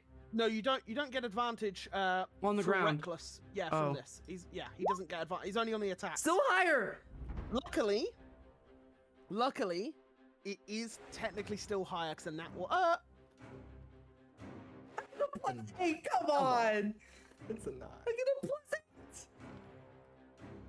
I think it's only on attack rolls. We will say, yeah, It's an ability. you still succeed. Oh, thank God. I will say that you still succeed Okay. because it's not an attack roll; it's a skill check, which Okay. yeah, it's a 9. Yep. That's fine. You managed to succeed and just slip out of his Yep. grasp. And then It's your turn. I will go for another slap. Go for it. Yeah, that hits. He retaliates with a mighty slap straight back. 23. Oh, hits. 5 damage. You're up. At this point, I just feel like it's just slugging fest. We're just smacking each other, so I'm just It gonna go for another certainly slap. Go for it. It is advantage still. So 23, that hits. It's now you're both just stood in front of each other. Yeah. He slogs you. I You slog slog back. him. He slogs you, and you're both just stood there, and everyone is waiting on the edge of their seat as 6 points of damage from the natural 20 towards you. Yeah. I'm gonna just go for another slap. Go for it. As a natural 20, oh, he is now in single digits. Now in single digits. What As Andros is also in single the- digits. As the pair of them stand there, panting, swaying back and forth, he goes to make his strike. A A dodge. 14. A dodge. With a heavy swing, he swings over your head. You duck. It's your turn. I'll go for another slap. As you swing, and he grabs you, and then he leans in to punch you. Oof. 6 points of damage.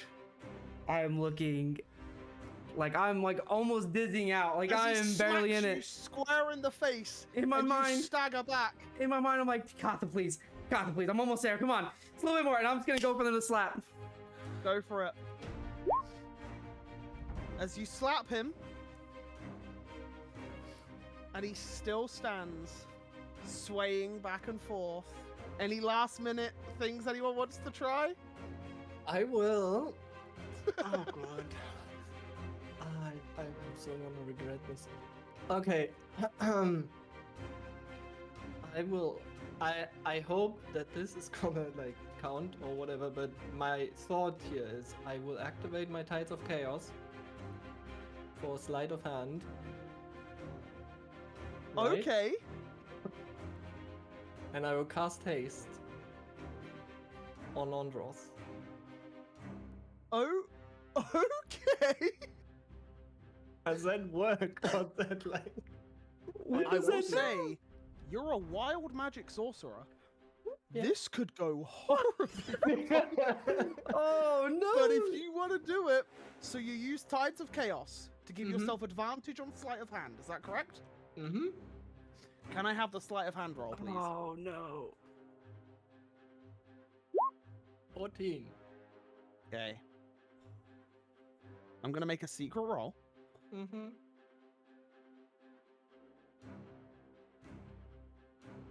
You are so fucking lucky. Let's go hard! Let's go hard! The barkeep and the goblin are keeping tabs on everyone in this bar to see if they interfere. They had disadvantage because of how intense the fight is. The barkeep rolled a natural 20 Oh. and a 4. Oh no! The goblin rolled a natural 20 What? and a 3. I am lucky for What the hell? Erhard, let's go! You cast haste. What does that do? You Haste, get plus 2 AC. Oh. That should show, You right? get an additional attack per turn. Advantage on dexterity saving throws. Advantage on dex saves Oh, and wow. double speed. Oh. Okay. So I get A another minute. attack here? However, I have to survive this turn. before you do anything, Erhard rolls. Erhard needs to roll a wild magic Oh. surge. 3! Close enough. What did you get? 3. He was 2 away from accidentally Oh. doing Something insane. else. Wow. As Erhard, for a brief second, everyone looks away from you. And you start to see the fizzing and popping of magic around you. And you just hold as tight as you can onto this power that's trying to burst Yes. out of you. Can I, Yeah? I was actually thinking about the whole Go haste for it. thing. Go for it. I feel like it's almost like a little swirl of wind.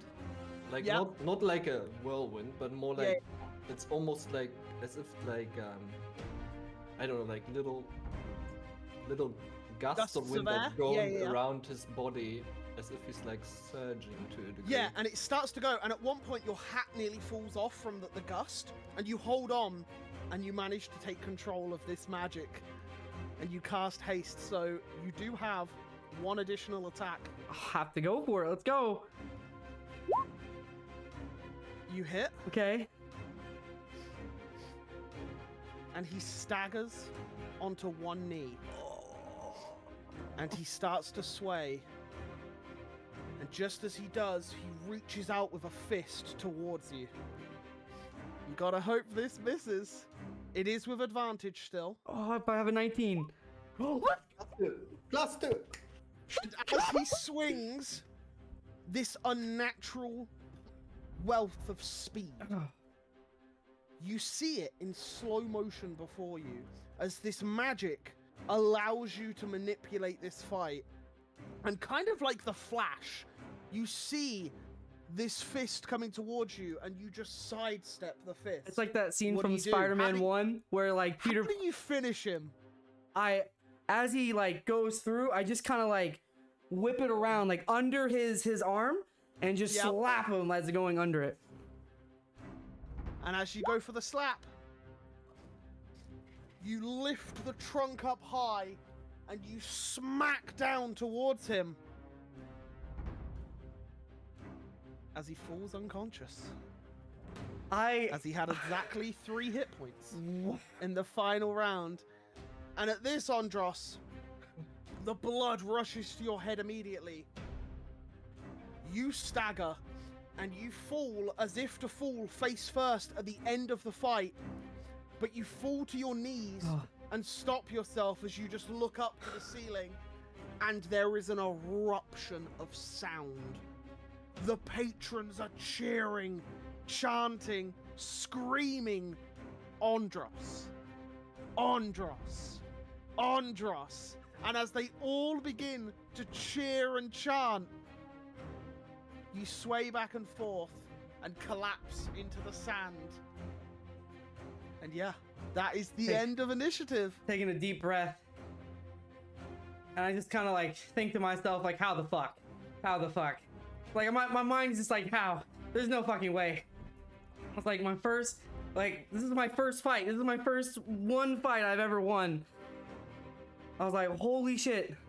Holy shit. Like I'm just like in my mind the whole time, just running through like how the hell this has happened, as I'm trying to take it in for a moment. Like I'm just out, kind of out almost in a way. Yeah, as you're there just thinking about all of this, at the side, Maeve and Erhard, both of you glaring at the fight as it comes to this crescendo. Galoyan is just like screaming in excitement as he sees Andros beat him. What are you both doing? Well, I'd clearly high cheering. five. Yeah, I'd high five Yes, Erhard. definitely.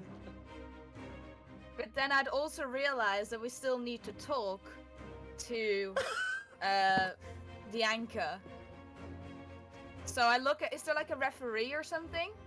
Yeah, at this point, now that the fight's come to an end, the barkeeper's like climbed down the ladder pretty quickly. He's got like a bucket of water, and you can see he's got like bandages for any like wounds and stuff. He runs on over to Andros first. Realizing Andros is still conscious, he's like, "You did it! Good job!" And like he like pats you very gently on the chest, knowing that you might be in a bit of pain. And then he runs over to the anchor and he just starts bandaging him up, splashing some water on his face, turning him on his side to make sure he's okay. And yeah, it's just an eruption of laughter, happiness, and just clear joy that this fight has brought everyone. I will just say to Maeve, let's buy a victory drink. Do you wanna get the drinks? I'm gonna see if I can help out there for a second. Sounds good. Okay. I walk over to the bar. And you realize the barkeeper's not there. Yes. I'm Obviously. trying to roll to my side. I'm gonna try to like slowly pick myself up, and I'm just gonna like use the side of the pit as like support, as I'm still like trying to catch my breath, and I feel super drained. I would hopped into the pit at this point. Yep. And I'd asked the referee, "Hey, is it okay if I help out?" Yes, by all means. He's still unconscious. I'm trying to help him. And I would cast Aura of Vitality, Ooh, that's what it does. aiming it. Words are hard. Healing energy radiates from you in an aura within 30 feet until the spell ends. The aura moves with you, centered on you. You can use a bonus action to cause one creature in the aura, including you, to regain 2d6 hit points. Nice. This is focused on both the Yanker and Andros. Yep, go for it. And I guess as that happens, or as I wait at the bar, I will also drop my concentration. So Yeah. there so will be exhaustion. As you drop your concentration, Andros, for a brief 6-7 seconds, your entire body seizes up and you just can't move. And you just fall back into the sand again, and you get like a mouthful of sand as your whole body just seizes from the haste spell ending. What? And I don't know, I think every 6 seconds they get a Yes. 2d6, right? So, So you can roll it 10 times, Do you want me to? I believe. Yeah, go for it. Can I not just wait. Should I do 20d6 then? Do 18, because you... yeah, do 18, and then, yeah, that's done. And do they each get it, or does it get split? So it's split. So you have 58 hit points.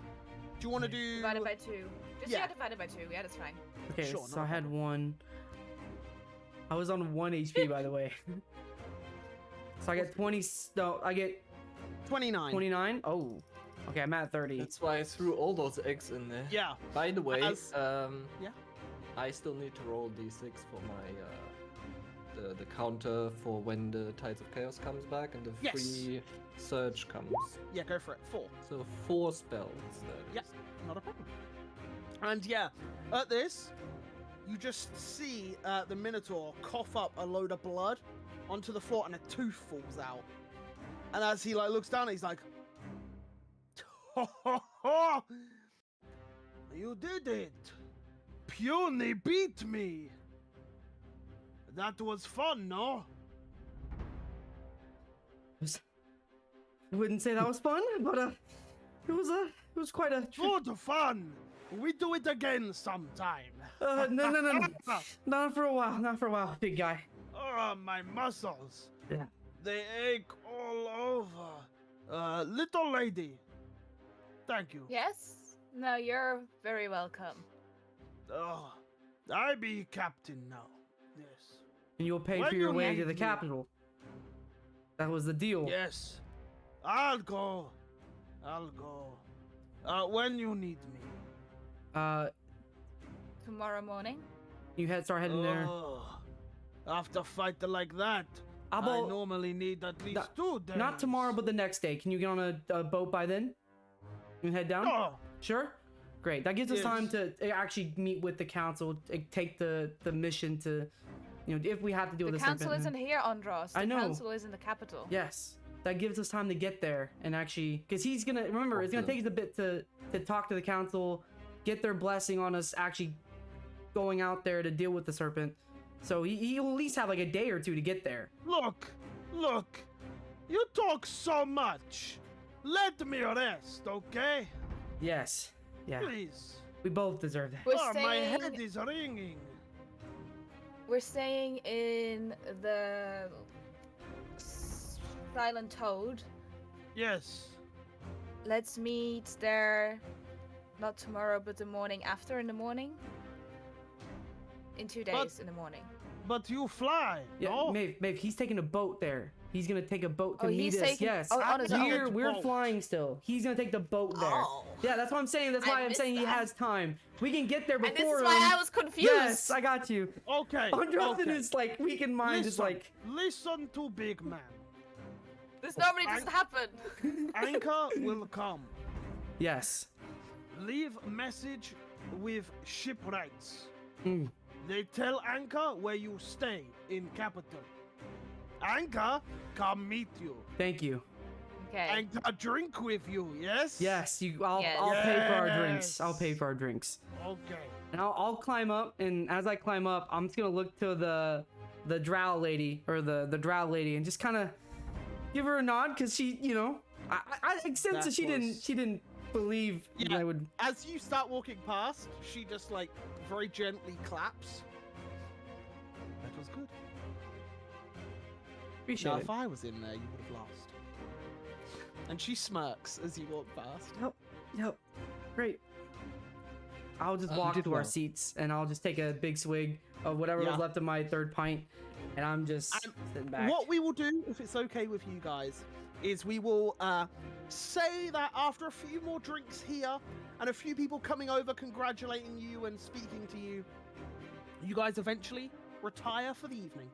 You head back to your rooms to get a very well-deserved rest after that impressive display. Did you want to do something quick?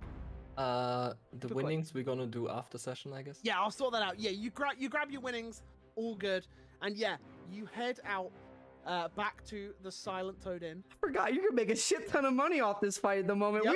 We're banking in the money. And yeah, Oh. you guys go back, and Maven Erhard, you get into bed. It's nice, it's okay, and you eventually drift off. Andros, Yeah. you get into bed, feeling so incredibly sore. You feel that you've broke a bone in your jaw somewhere. You can feel your ribs are all aching.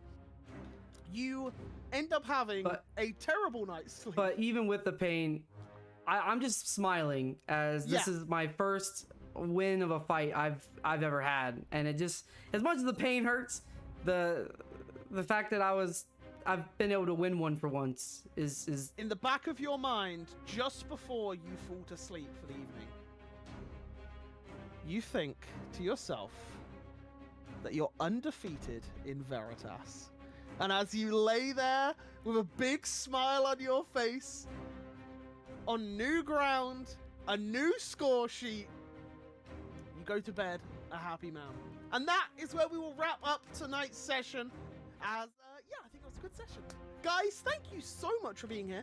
I noticed there's quite a few new people in chat today. Guys, thank you. I really appreciate you guys being here. We really, really mean it. Thank you for all your support. Thank you for coming on in. Thank you for just hanging out with us. Right, let's go round the room. I'll do Tim and Lan just before me. So, Eagle, please take it away. Oh, okay. Hello, I'm Eagle. I stream over the Eagle Outlaw. Now doing YouTube as well. Been pushing out content there. Make sure you guys, if you guys want to see crazy content, chaos like that fight was, go follow me. Chaos every day, chaos all the time, and it's a great time. Thank you guys so much for the support today. It was really, really, really fun, and yeah, it was great. Oh, and follow Thank YouTube, you. I was waiting subscribe for to it. the I was YouTube, waiting for follow the Twitter, follow the Instagram, and join the Discord. You can talk to us directly. Yes. And also, thank you to our what are they called? Sponsors this evening, Natural Havoc on YouTube. Which actually, Natural Havoc on YouTube are really, really good because they upload all of these VODs. So if you would like to, you know, watch the VODs and you would like to catch up on the sessions, you can do. Smitty, take it away. I'm sorry, it scared the shit out of me. I don't know if you saw my friend walk past me. Hi, yeah, you can find me on Smitty Jane tomorrow, starting Detroit Become Human, which is very exciting because it's one of my favorite games, even though I haven't played it myself. But I've seen a playthrough of it and it's really, really awesome. Yeah, that's it. Go follow the socials, go find the YouTube, go join our Discord where you can talk to us. But Eagle already did a great job at Fantastic job. announcing that, yeah. Which he nearly forgot. But anyway, and speaking of the YouTube side of things, the man that uploads it all for us, Zeb, take it away. I'm Agent Zeb. I upload every Wednesday at 7:30 for our YouTubes. Go check it out. You see all the VODs that we have from the second. First we had like a bit of everything, but you can Don't catch it talk all about up that. and all the one shots and everything. But I also stream over on the Agent Zeb sometimes, someday again. But yeah, definitely this weekend I'm gonna try again. But yes, that's variety. Awesome. And normally, to my left and right at the tops, we have Team Logic NL. They are a couple that stream together, and they take different days and they stream different things. I think Land's doing 2 Point Campus and some Pokemon stuff, whereas Tim is doing some retro gaming last I saw, as well as a few other games that he's got going on at the minute. So do go check out them. They are normally here, but unfortunately they're at a wedding today, so hopefully they have a great time. But yeah, awesome. And then there's me. I am the Onion Soup, as you can probably tell. I'm a little bit ill. I've been ill for like 2 weeks. I can't stop coughing. But, you know, we keep going. I haven't streamed in a few weeks because of my illness, but I will be streaming Monday regardless of how I feel because I really miss it and it's been like a month. So we will be back. And, yeah, thank you for casting cough medicine attack. Thank you, or casting cough medicine again. I will be streaming. We're doing our Pokemon Shining Pearl normal type mono Nuzlocke Pokemon games, and we also do Wind Waker on Wednesdays, variety games. But yeah, other than that, we'll be back on Friday for some more D&D. Do we have a raid? We do. It's the suggestion Zeb posted or put. I don't know how to say this name. Genzemeister, and they're doing a charity D&D stream. So let's go share some love over there. I'm gonna go ahead and start it though. Yes, start the raid, and then we'll do the raid message. Please, I think someone knows the command. Yeah, there it is. I didn't know it. Thank you very much, Seb. I didn't know it either. There we go. That is the raid message there. Copy and paste the top one if you are a sub. If you're not a sub, just copy and paste the bottom one. Thank you very much. We're going to go raid on over to them, share them some love, and we'll be back next week. So guys, much love. Thank you for hanging out, and we will catch you next time. See you guys later. Bye. Bye-bye, guys. Bye-bye. Bye.